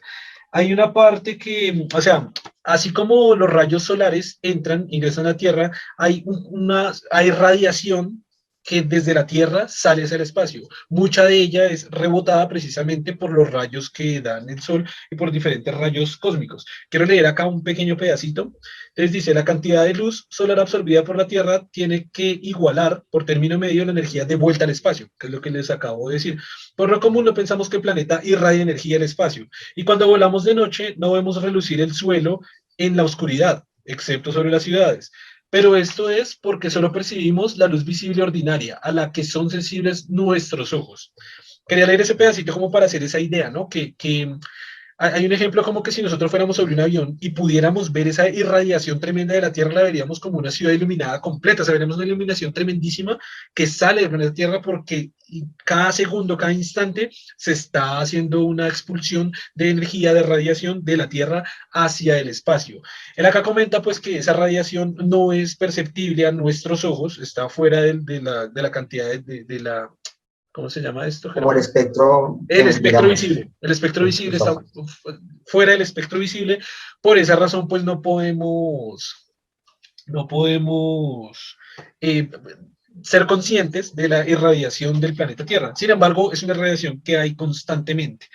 Entonces, déjenme ver si acá encuentro otra parte interesante. Bueno, entonces el tema con el calentamiento global, como todo el mundo bien lo sabe, es por muchos gases de efecto invernadero. El más conocido de ellos, pues, es el CO2, pero también trae aquí a colación precisamente los clorofluorocarbonos, que también es parte de los gases de efecto invernadero. Por ejemplo, acá leo textualmente otra parte del libro súper interesante. Dice, esto tiene una gran significación. Algunos de los gases en el aire que nos rodean, dióxido de carbono, vapor de agua, ciertos dióxidos de nitrógeno, metano y clorofluorocarbonos, que son los que les había dicho, absorben mucha luz infrarroja, aunque sea completamente transparente a la luz visible. Es decir, hay una capa que se está creando de cada uno de estos gases de efecto invernadero, que son los que acabo de leer, como el metano, como los clorofluorocarbonos, como el CO2, que no deja que la Tierra irradie la cantidad de energía que se debe irradiar normalmente o que irradia normalmente para que se vaya al espacio. Esto hace que esa radiación quede atrapada dentro de la Tierra. Ahora, ¿cuál es el otro efecto? Que es el que ya muchos saben, que es los rayos ultravioleta, los rayos ultravioletas que entran del Sol, precisamente entran y hacen que precisamente aumente la temperatura de la Tierra o se queden encerradas en la atmósfera de la Tierra. Acá hay una parte que me pareció súper interesante que Carl Sagan comenta y es, a los políticos y a la gente en general, todo esto, gases invisibles, mantas infrarrojas, cálculos de los físicos, tal vez parezca un poco abstracto. ¿Acaso no necesitamos más pruebas de que existe realmente un efecto invernadero y de que su exceso puede ser peligroso antes de tomar decisiones difíciles que suponen un gasto de dinero? Y esto lo dice, esta parte del libro lo dice porque precisamente hay muchos políticos y muchas personas que aún, quiero aquí resaltar algo que ya lo resaltamos la vez pasada, pero es que este libro fue escrito, fue el último libro de Carl Sagan, fue escrito más o menos en 1998, así que estamos hablando con un desfase casi de 20, de más de 20 años, como 23 años. ¿Esto por qué lo digo? Porque esta situación que estoy planteando es la situación como estaba en 1998. Ahorita, 23 años después, no ha mejorado, sino que ha empeorado. Es decir, estamos peor en muchas situaciones, así que como para tomar un poco conciencia de todo lo que se plantea. El que dice acá que hay muchos políticos y muchas personas que no creen en el calentamiento global, que no creen en todo eso precisamente por lo que él dice. Dice, bueno, pero es una capa invisible de material, de gases de efecto invernadero, pues eso no existe. Y hay mucha gente que se ha convencido de eso, lo cual es un peligro, es peligroso para toda la humanidad, y esto no es exagerando, es literalmente con el ejemplo de los clorofluorocarbonos nos dimos cuenta que es un peligro para toda la humanidad, ya que, por ejemplo, pueden subir políticos con una perspectiva de estas, de que el calentamiento global no existe, apoyado por una cantidad de gente impresionante que también creen que el calentamiento global no existe, lo cual hace que sus políticas para el país que esté gobernando no tengan nada que ver con el calentamiento global. Y de hecho, incrementen los gases de efecto invernadero, incrementen la contaminación, incrementen así también, incrementen pues los daños que haya posteriormente para nosotros y para nuestro planeta. Claro ejemplo de esto, Donald Trump. Donald Trump no cree en el calentamiento global, subió, fue elegido por un montón de personas que tampoco creen en el calentamiento global. Lo que hizo Estados Unidos es uno de los que más generan gases de efecto invernadero del planeta Tierra, lo que hace que eso no hace que se dañe el clima o que se dañe el ecosistema en Estados Unidos, sino que como sube a la atmósfera, se dispersa por todo el planeta Tierra con las corrientes de aire, con las corrientes de viento, con el movimiento del planeta, con todo lo que hay, hace que el Amazonas arda y se queme, que África estén llenos de contaminación, que en Europa se estén tapados en smog. Entonces es como esta perspectiva que plantea aquí Carl Sagan, de decir que es muy difícil a veces convencer a la gente de lo que pasa, pero que realmente está pasando. ¿Por qué? Porque hay muchos cálculos, hay muchos estudios científicos, hay muchos efectos que de hecho se ven.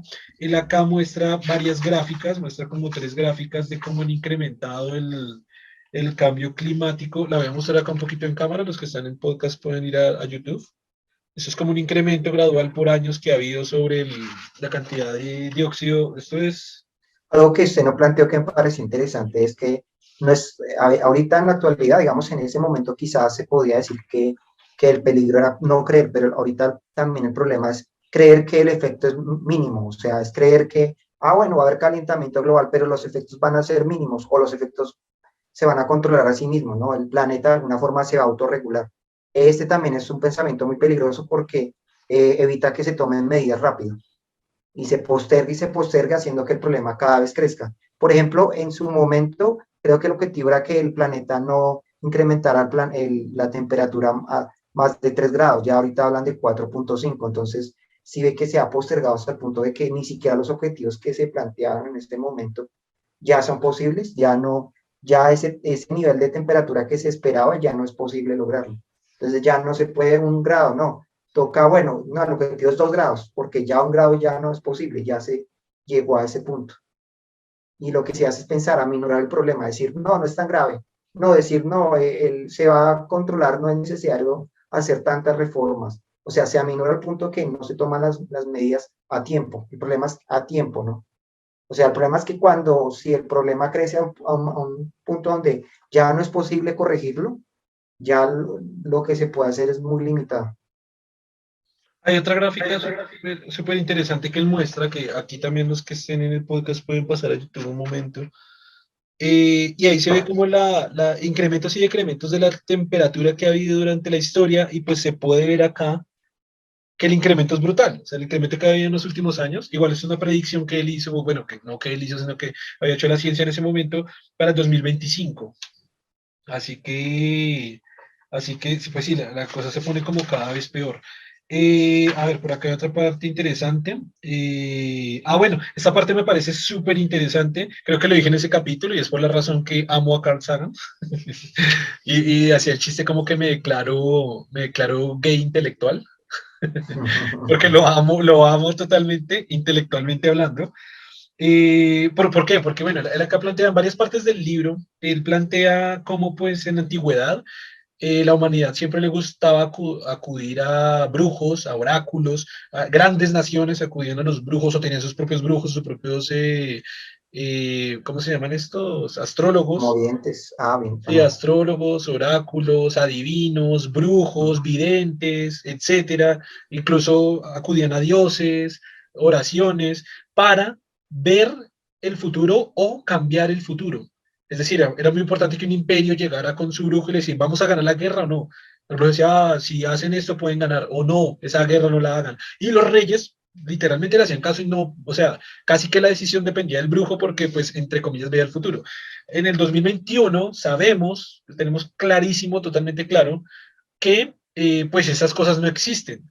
Ahora, me encantaría que lo que acabé de decir fuera verdad, pero pues hay un montón de gente yendo a los brujos y a los chamanes y a un poco de cosas que ven en el futuro, así que bueno, me gustaría que fuera verdad, pero hay una cantidad de gente que falta, por eso existe este bonito proyecto para llevarle ciencia a todas las personas y que a través de ella puedan saber cosas como que, por ejemplo, no se puede saber el futuro de ninguna forma posible. Sin embargo, bueno, me desvío un poco del tema. Carl Sagan, pues en diferentes partes del libro cuenta esto. Me encanta cómo hacer analogía porque dice, ok, si los políticos no saben o no creen, también tienen que ir a los brujos, a los oráculos y a los adivinos, que en 2021, bueno, en este caso que en 1998, no son precisamente brujos, chamanes, videntes, sino que son científicos, se llaman los científicos, se llaman físicos, se llaman meteorólogos, se llaman científicos que estudian el clima y precisamente sacan toda esta cantidad de datos de las gráficas del comportamiento del clima, de los aumentos de incrementos y decrementos de temperatura, de un montón de información científica que dicen que precisamente sí pueden decir cómo va a ser el futuro. Así que los políticos sí que deberían ir a los grupos, acudir a los grupos o centros de investigación científica para saber qué es lo que va a pasar en el futuro, precisamente. Si el calentamiento global es real, cómo va a pasar o qué cosas o qué efectos va a tener el que pase una situación de estas. Entonces es muy curioso y quiero leer esta parte. Varios equipos científicos equivalentes modernos del oráculo de Delfos, porque precisamente en un capítulo él habla del oráculo de Delfos, han empleado modelos informáticos para calcular el incremento térmico esperado y vaticinar cuánto incrementaría la temperatura global si, por ejemplo, se doblara la cantidad de dióxido de carbono, lo que al ritmo actual de consumo de combustibles fósiles sucederá a finales del siglo XXI. Los principales oráculos son el Laboratorio Geofísico de Dinámica de Fluidos de la Administración Nacional Oceánica y Atmosférica, NOAA, en Princeton, el Instituto Goddard de Estudios Espaciales de la NASA, en Nueva York, el Centro Nacional de Investigación Atmosférica de Boulder, Colorado. Espero que lo haya pronunciado bien, perdón si no. El Departamento de Energía del Laboratorio Nacional Lawrence Livermore, en California, la Universidad de Oregon del Centro Hadley de Predicción e Investigación Climáticas en Gran Bretaña y el Instituto Max Planck de Meteorología en Hamburgo, o como se dice, Hamburgo. Todos predicen que el incremento de la temperatura media global oscilará entre un grado centígrado y 4 grados centígrados. Una cosa que me parece también fenomenal es que dice, ¿cuál es la diferencia de antes? Usted, el rey iba donde su vidente y le decía X cosa pasará y pues le creía. A veces pasaba y a veces no, porque eso era coincidencia, totalmente coincidencia. Pero acá, como acabaron de ver, les mencioné casi 5 centros de investigación mundiales, a los cuales cada uno de ellos hacen su investigación totalmente por separado y las conclusiones con la perspectiva científica, es decir, desde el punto de vista químico, biológico, ecológico, etcétera, matemático, llegan a una conclusión, sin obviamente comunicarse como quien dice sin hacer la copia de la respuesta, porque eso no tiene ningún sentido y eso no es ciencia. Es decir, cada uno hace su investigación y su experimentación, llegan a un resultado. Cinco o seis, no sé cuántos leí, centros de investigación diferentes, ubicados en partes diferentes, en regiones diferentes, llegan a una conclusión igual. Por lo tanto, podemos deducir que a través del método científico que se llegaron con todas las investigaciones, que se llegaron a esas conclusiones, podemos decir que sí que estamos realmente con un evento que sí está sucediendo. que no es algo que un loco, por ser simplemente tener el título de adivino y por haber tenido coincidencias anteriormente, le vamos a creer, sino que son 5 centros de investigación especializados, gigantes, con un montón de gente, con la última tecnología, con un montón de equipos científicos, llegando a una conclusión. No sé, esa conclusión que me gustaría, me encantaría que se la lleven muy dentro de sus corazones, no mentiras, que se la lleven muy dentro de sus mentes y sus cerebros, porque O sea, él sí plantea que cada es uno de estos básicamente grupos, cómo funciona digamos, la el ciencia. incremento puede ser diferente, ¿no? No sé si que puede ser, digamos, relevante. Digamos que usted dijo que entre 1 y 4 grados. Digamos que el punto es que cada uno, digamos, da un, dependiendo el método que haya usado, puede decir que es mayor la cantidad del incremento o menor. El punto con eso, la cuestión es lo que le digo de, es importante como enfocarse en que si el punto de que si es más o es menos, si es relevante en el sentido de decir qué tan urgente es tomar las acciones ya, ¿no? Ah, ok. Digamos, si un grupo dice que solo se va a incrementar 1 grado dentro de 25 años, puede ser que si se toma ese estudio, las acciones se demoren más. En cambio, si el otro grupo dice 4 grados, las acciones se aceleran más porque el daño es mucho mayor, ¿sí?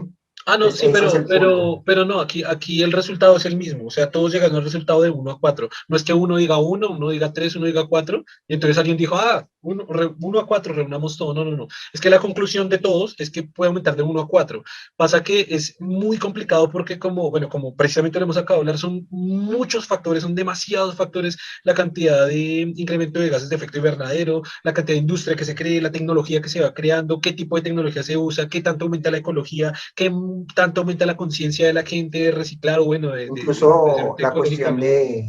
por ejemplo, si hay gran actividad volcánica, los volcanes, los Exactamente. gases enfrían el planeta. Entonces, si se dan esos casos, No, puede lo haber un calientan. decremento. Allá No, lo lo calientan. enfrían porque creo que ellos generan una cortina que evita que los rayos del Precisamente sol entren, entonces se enfrían. Hay una un de efecto de una enfriamiento de ahí. las extinciones masivas fue por supervolcanes, por calentamiento global precisamente, porque estallaron o sea, claro, no es el efecto de que no deje entrar luces solares, sino que el efecto de calentamiento global es tan fuerte que sube mucho más la temperatura. Además que No, también pero en el tiende a caso de ser los bloqueada. volcanes es lo contrario, ¿no? Lo enfrían porque ellos crean una cortina que evita que la luz entre y se genera un enfriamiento. En este caso, la actividad volcánica tiene efecto contrario, ¿no? En el sentido de que enfría el planeta. Por eso le digo que eso es Pues muy, que yo depende mucho sepa, de ese ese aspecto. efecto lo que hace es calentar el planeta también. No, Porque lo enfría, lo enfría. precisamente, por eso le estaba dando la razón al comienzo de que si explotaran volcanes sería peor para el calentamiento global, no sería mejor, porque entonces que exploten hartos, sería peor para el calentamiento global.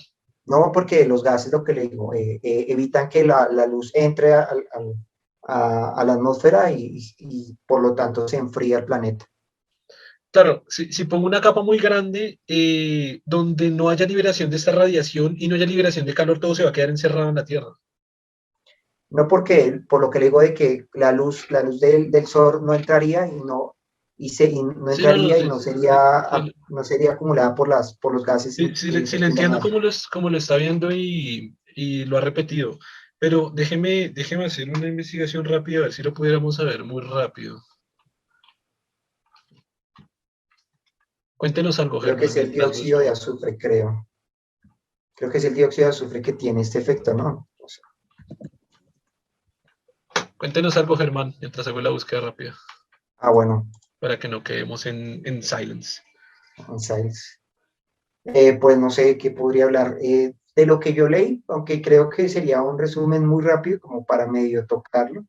Y no, y sí se puede porque realmente apenas comencé en el libro, Uy, finalmente pero espero porque sí cambiamos de tema muy feo. Era para que comentara algo cortico porque si de usted que comenta lo de su libro en la mitad del libro, vamos a enredar a la gente horrible. Pero déjeme que ya encontré algo. Dice, sin embargo, no vayamos a pensar que todo son buenas noticias. Los millones de toneladas de dióxido de azufre que expulsa un volcán en erupción reaccionan con el oxígeno y otros gases a gran altura. Así, dos de los principales compuestos generados son el ácido clorhídrico, responsable de la lluvia ácida, y el ácido sulfúrico. Este último, además de ser responsable de la lluvia ácida, es capaz de reaccionar al ozono y destruyéndolo. Pero no encontré la parte del calentamiento que estoy seguro que estaba por acá. Bueno, pues Según un estudio de la revista Nature, los volcanes pueden reactivarse cuando el mar se seca, por lo que sí podría estar relacionado con el aumento de la temperatura del planeta. Pero déjenme ver que no encontré esa los prueba. gases, es que ellos generan ciertos gases que, lo que le digo, enfrían el planeta. Pues acá es que la fuente que tengo, bueno, no es muy conocida. Bueno, tengo aquí una directamente de National Geographic, esta sí nos va a decir.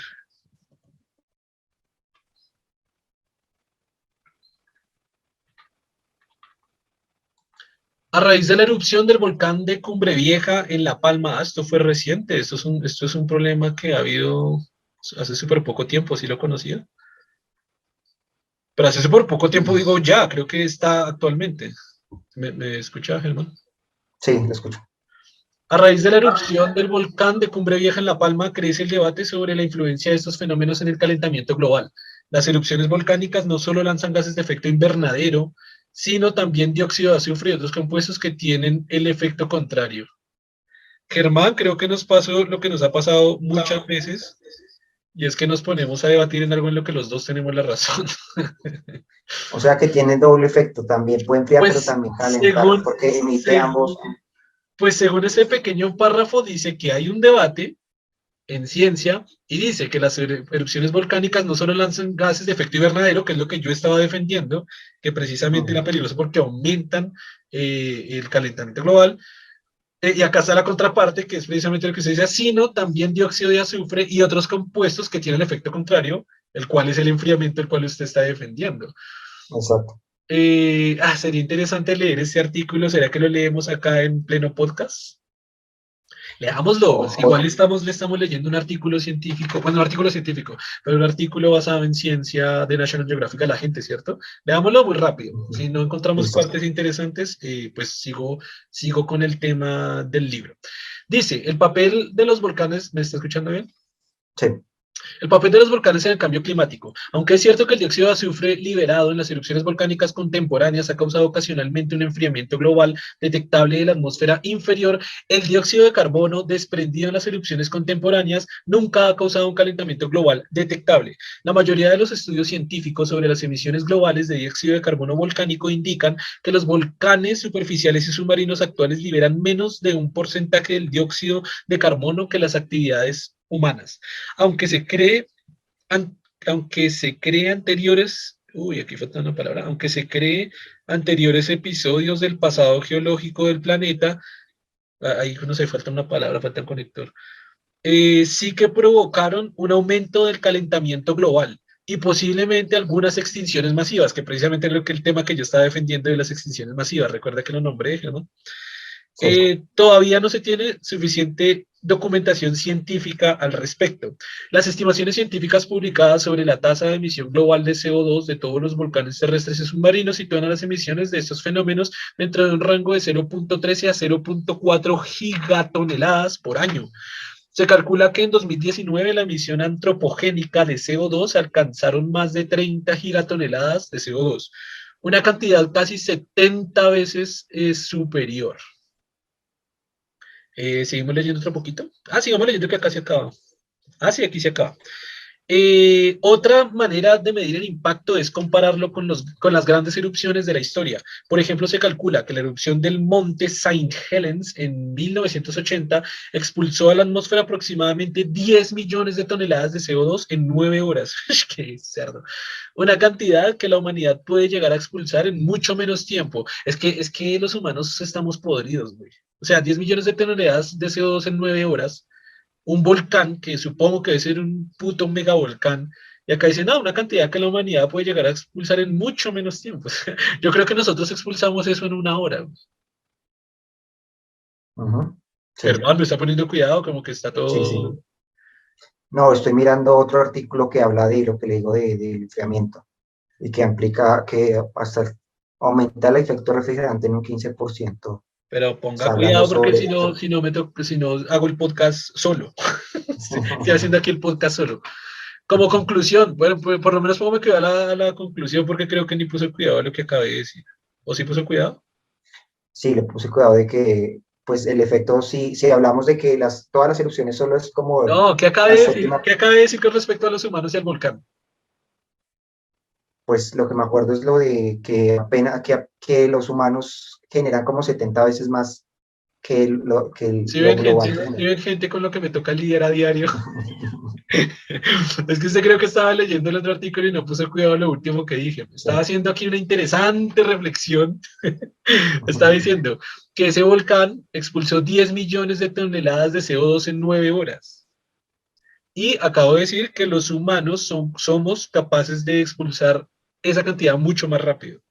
Justo estaba diciendo que me parecía muy, muy impresionante y cuando no escuché reacción suya dije, se cortó. Mm, Pero sé que no, pero todos sí lo escuché. ustedes que nos están Sí lo escuchando escuché, sí sí tuvieron escuché eso. reacción.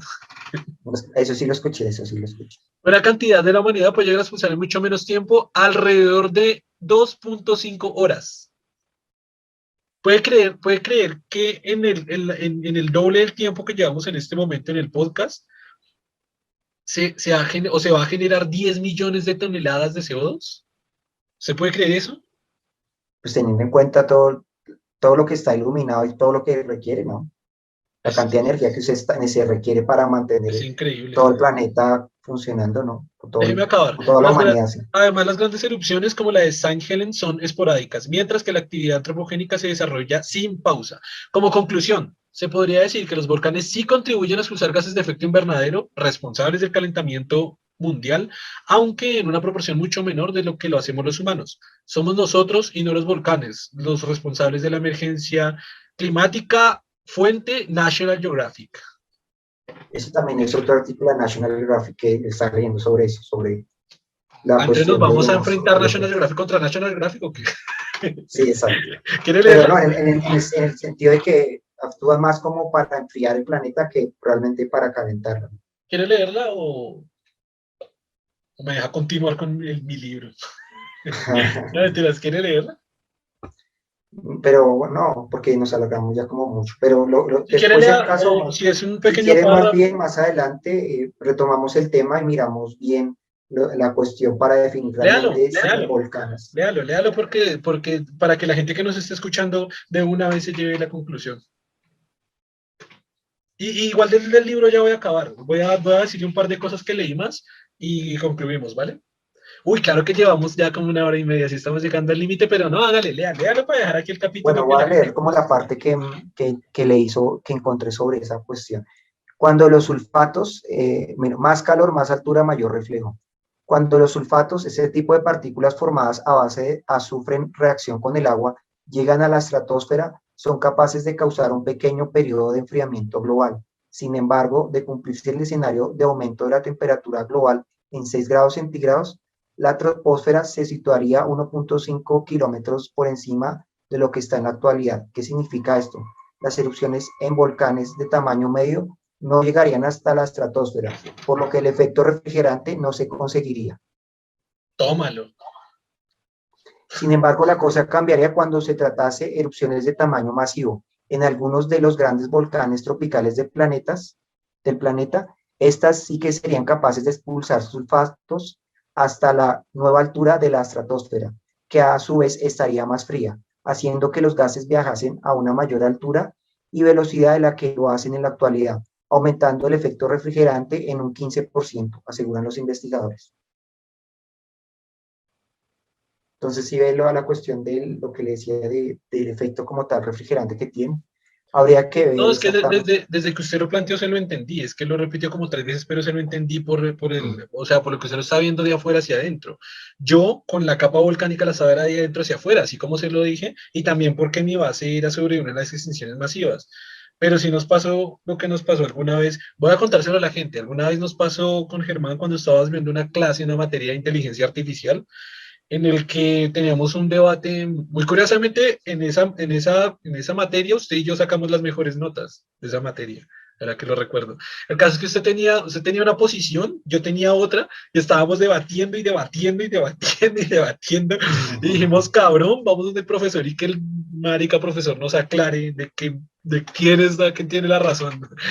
Y fue muy curioso porque el profesor, de hecho, nos invitó a tomar café y todo.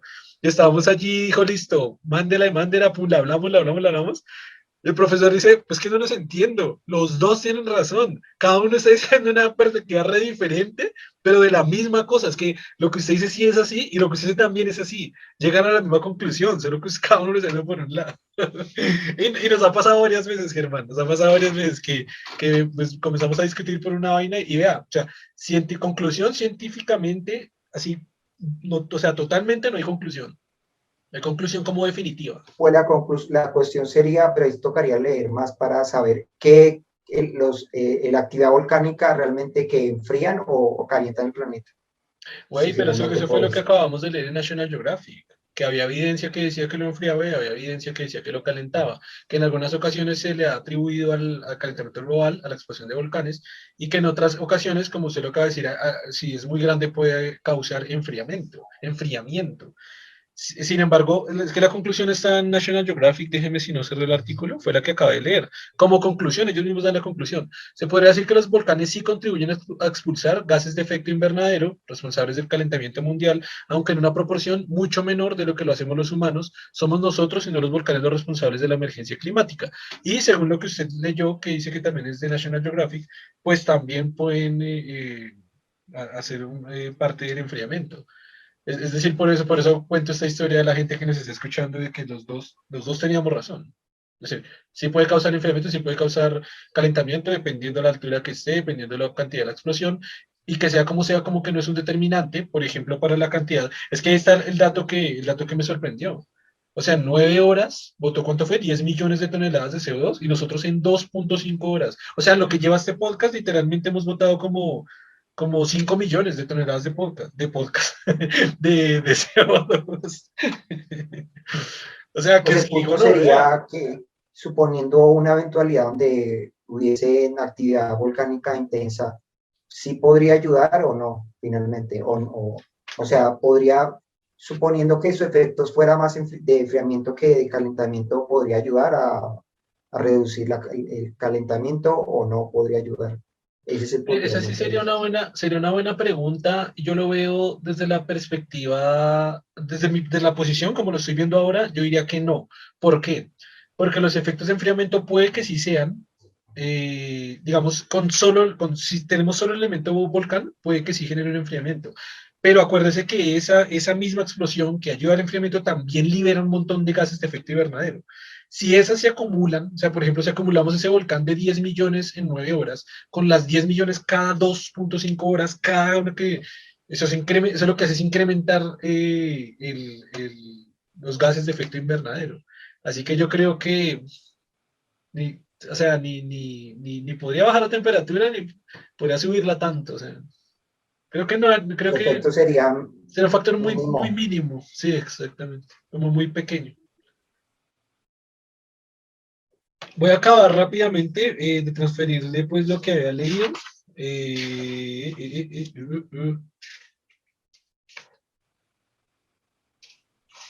eh, uy, ¿ya acabé?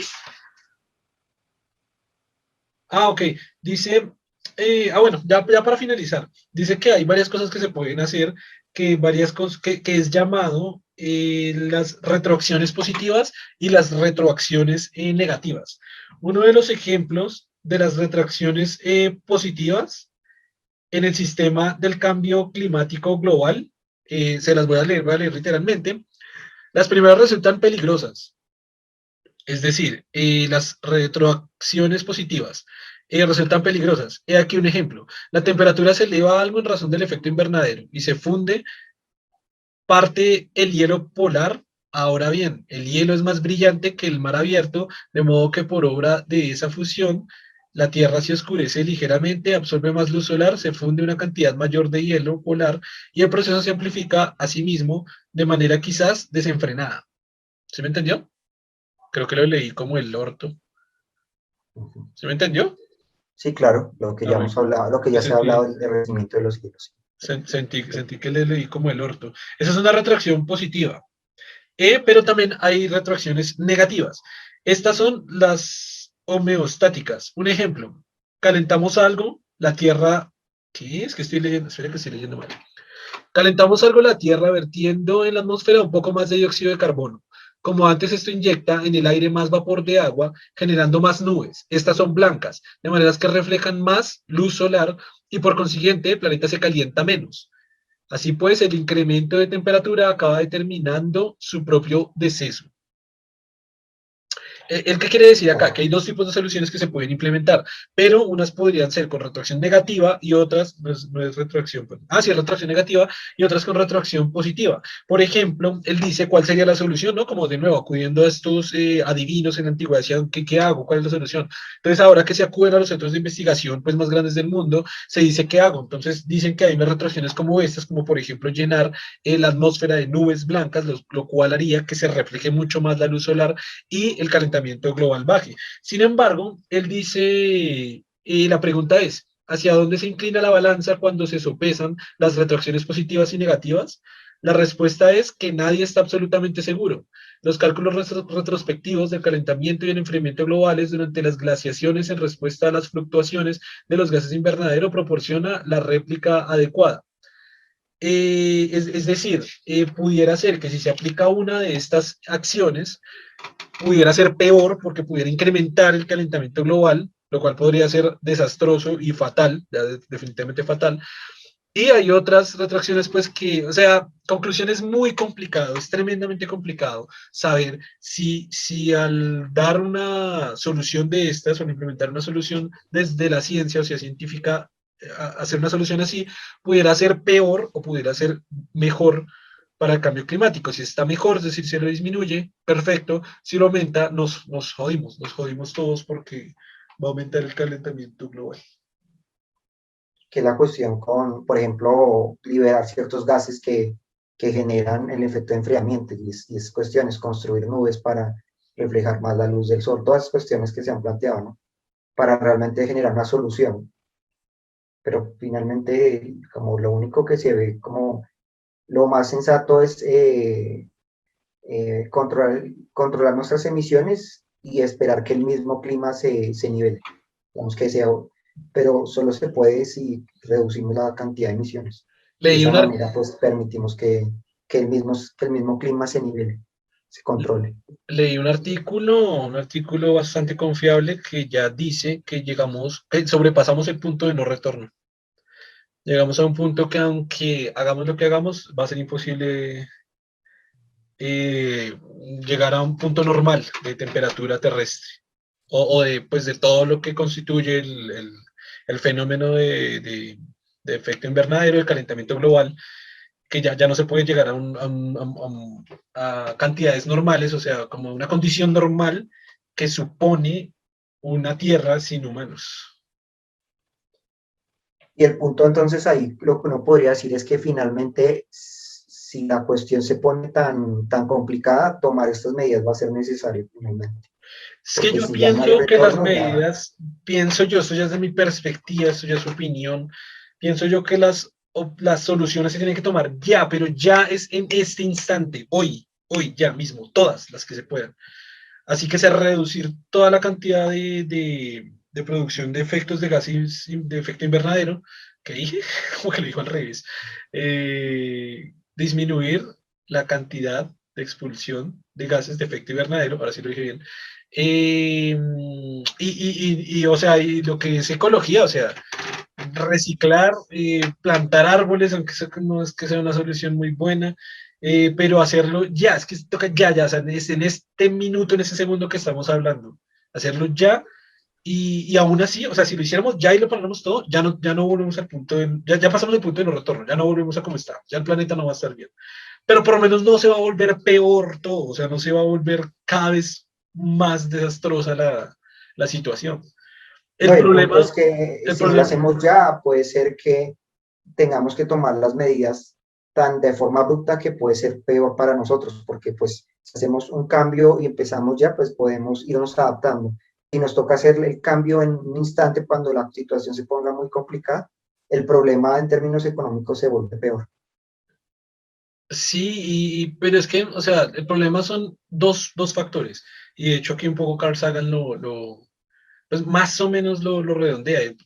O sea, los problemas son dos, básicamente. La política y las grandes industrias, las industrias gigantescas. Son dos problemas gravísimos, porque en cuanto a la industria, en cuanto a la industrialización, podría joder la economía de un país y es algo que un político no quiere, porque un político no se le puede caer un país en su mandato, así sea corrupto, así sea el peor político del mundo, si se le cae su país, pues no se puede, no sé, no puede buscar reelección, no puede poner otro candidato, no puede poner otro, no puede ser calificado como buen político. Por lo menos que se le caiga al país, pero no mucho, si va a robar el país, que lo robe, pero no tanto para que se destruya el país. Así que digamos que la cantidad de emisiones de gases de efecto invernadero está, siento que digo esa palabra al revés, ya estoy diciendo bien, está en su mayoría, está dada por industrias, las industrias más grandes del planeta Tierra. Entonces, una cosa está de la mano con la otra. Porque precisamente en el capítulo de los clorofluorocarbonos decía eso, que DuPont era una de las empresas que más estaba a cargo de la producción de esto, es una empresa multimillonaria a nivel mundial, que es de las que más hacía esta producción de CFCs, pero claro, decía que si ellos cerraban, y, o sea, a nivel político le decían, no, se tiene que disminuir esto. Él decía, claro, si disminuyo eso, tengo que cambiar la molécula. Si cambio la molécula, reduzco mi producción y mi cantidad de ingresos. Si hago eso, no sé, algo así como que pierden el empleo, bueno, así un número exagerado, 2 millones de personas. Si pierden 2 millones de personas el empleo, va a haber una cantidad de aumento de desempleo muy grande, baja en la economía y puede haber una crisis económica solo por una empresa. Ahora imagínense que sean todas las más grandes del mundo, las gigantes petroleras, toda la construcción de industria automotriz, todo lo que es de gasolina, todo lo que es de plástico, o sea, es que son una cantidad de industrias gigantescas. Y como todos estos productos los estamos usando a diario, la gasolina lo usamos a diario, el plástico lo usamos a diario, el petróleo lo usamos a diario, son empresas multimillonarias, gigantescas, entonces van de la mano los dos. Además que hay un problema grande a nivel político, y es que el político siempre piensa en soluciones inmediatas.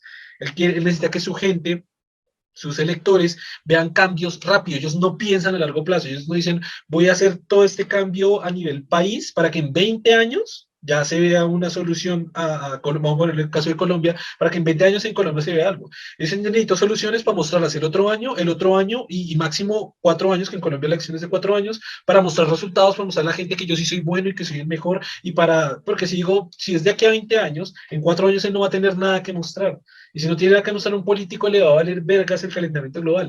Y más encima, si es gente como Trump o como un montón de gente que dice que el calentamiento global es falso, todavía hay gente que dice que el calentamiento global es falso, que es un mito, que es un cuento. O sea, eso ni siquiera están pensando ni en soluciones ni a un año, ni a 20, ni a nada, ni a nunca. De hecho, lo que hizo Trump, salirse del Acuerdo de París, si no estoy mal, de calentamiento global, de que se unieron todas las potencias, firmaron un documento en el cual todos tenían que se comprometían a reducir las emisiones de gases de efecto invernadero, y no solo eso, sino ayudar a los países en vías de desarrollo a implementar esas políticas y ayudarlas con recursos económicos para implementar todas esas políticas. Y Estados Unidos se salió y siendo el país que más, o uno de los países que más aporta con estos gases. Entonces se vuelve un puto círculo, y eso lo podemos dejar, todo lo que acabo de decir, a modo de conclusión. A modo de conclusión pues es la cantidad, o sea, son los dos, como dos factores importantes, políticos y económicos, que están más o menos de la mano, que también viene con ignorancia científica, que precisamente gran parte del objetivo del proyecto Gente Inteligente es llevar conocimiento científico, llevar conocimiento objetivo a la mayor cantidad de gente que se pueda, para que conozcan estos temas, para que si alguien, no sé, un joven está escuchando este podcast y llega a ser presidente, sepa la realidad de algo que está sucediendo, que es comprobado a nivel científico y que está sucediendo en el mundo y que puede dañarnos a todos. Para que la comunidad que está escuchando este podcast elija presidentes y políticos que sepan de ciencia, que invierten en ciencia y que además sepan y implementen políticas contra el calentamiento global. No sé si quiera dar una conclusión usted adicional o cerramos ya por acá este. La conclusión es el tiempo, lo que yo digo. El punto no es que, no es decir, bueno, vamos a hacerlo. El punto es que no tenemos el tiempo para seguirlo postergando. Esa es mi gran preocupación, más que la cuestión de decir, bueno, ya lo reconocemos, ya vamos a tomar medidas. El punto es que si lo seguimos postergando, va a haber un punto en donde ya por más que, listo, finalmente digamos, sí es cierto, sí hay que hacer las medidas, ya no hay, ya el momento que había para lograr esas medidas ya no se puede, ya no se pueden implementar ahora. Ese es el punto realmente. Lo que lo que usted decía, el punto de no retorno. Si se llega a ese punto, pues no importará finalmente. O No, es sea, que ya lo ahí pasamos, ya no. Germán. Ya lo pasamos. Ya el punto de retorno ya lo pasamos. No es que vamos a llegar o que estamos ahí o que acabamos de llegar. Ya lo pasamos y hace como un par de años por ahí. Ya el punto de no retorno ya el mundo no va a estar como estaba nunca. No, no No, va a pero decir el punto nunca, de no pero retorno me refiero cuando, digamos, hay cierto punto, hay cierto lugar donde todavía las consecuencias podamos sobrevivir a ellas. Me refiero al punto de no retorno donde ya, o sea, no es que vamos a recuperar el clima como estaba antes, sino que con los incrementos que vayan a ocurrir podamos existir como especie. Ese es el punto de no retorno que hablo.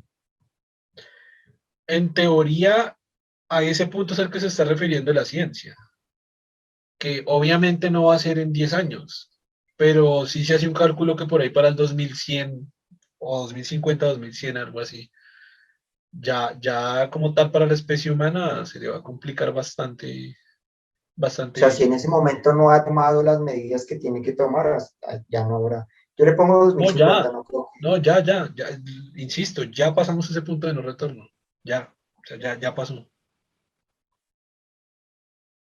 O sea, lo que usted dice prácticamente es que ya Que ya lo estamos que queda, condenados, que ya estamos condenados. estamos condenados y que la única sería casi que modificar el clima de alguna forma, ya, Sí, de directamente. todas formas, voy a hacerlo para el siguiente podcast. Voy a traer ese artículo y vamos a analizar ese artículo del punto de no retorno bien.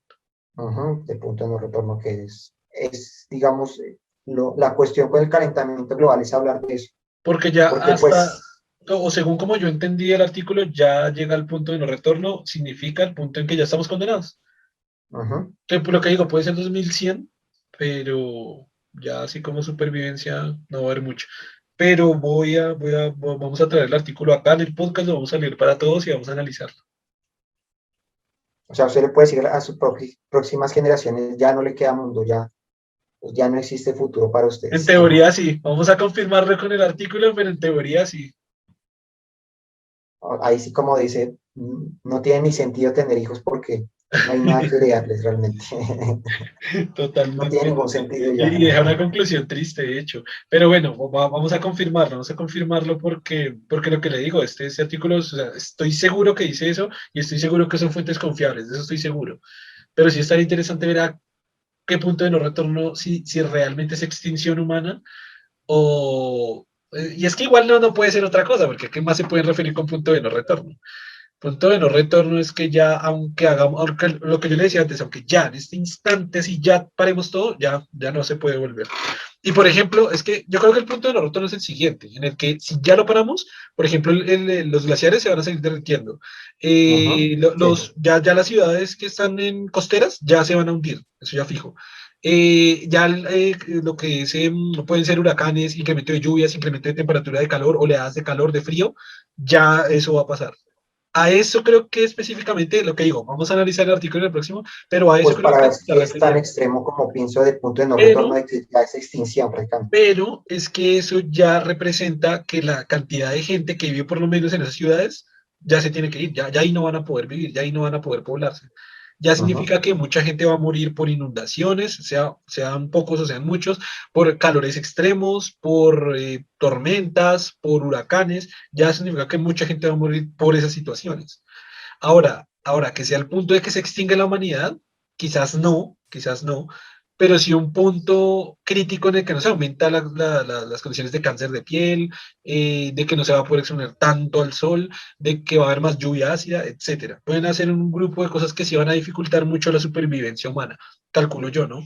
Pero sí sería interesante ver si realmente se están diciendo extinción humana quizás en el 2500 porque claro, es que sí, ese punto de no retorno es que ya el efecto de contrapeso de radiación de energía y entrada de energía del universo hacia la Tierra ya no se puede regular para devolverlo. Ya va a seguir en su torno al incremento, como estaba la gráfica, va a seguir desde rutas al incremento, al incremento, al incremento, al incremento. O sea, si paramos ya todo, va a seguir incremento, incremento, incremento. Entonces, más se van a derretir los polos, más se van a inundar ciudades, más huracanes, más calor, más frío. Eso, si no para y si sigue en aumento, Eso lleva a la extinción humana, porque Sí, o quizás a condiciones muy extremas. Ya la gente solo puede vivir en ciudades muy centrales, que no pasen huracanes, que el calor no sea muy alto, que el calor no sea muy frío, que, o sea, ya sería como, sí, quizás no extinción humana, pero sí una dificultad ya grande para la humanidad, pienso yo, para no ser tan fatalistas, pues. ujú, Y bueno, es- ya creo que queda listo el tema, ¿cierto? Nos sí, sí. pasamos con este podcast. La gente que nos estará escuchando dirá, bueno, pero bueno, a nuestra defensa creo que es el tercer capítulo o cuarto, tercero, llevamos dos invitados. Ah, llevamos tres invitados. O sea que es el cuarto Sí, capítulo que nos pasamos de verga. Es el cuarto ujú. capítulo que nos está sin invitado. Pero bueno, espero que la charla haya sido interesante de alguna manera, o en alguna parte, o en algún trozo. Y muchas gracias a todos por escucharnos o por vernos. Gracias a Germán también. Y un saludo a todos. Nos vemos en el siguiente capítulo. Chao, Germán. Chao.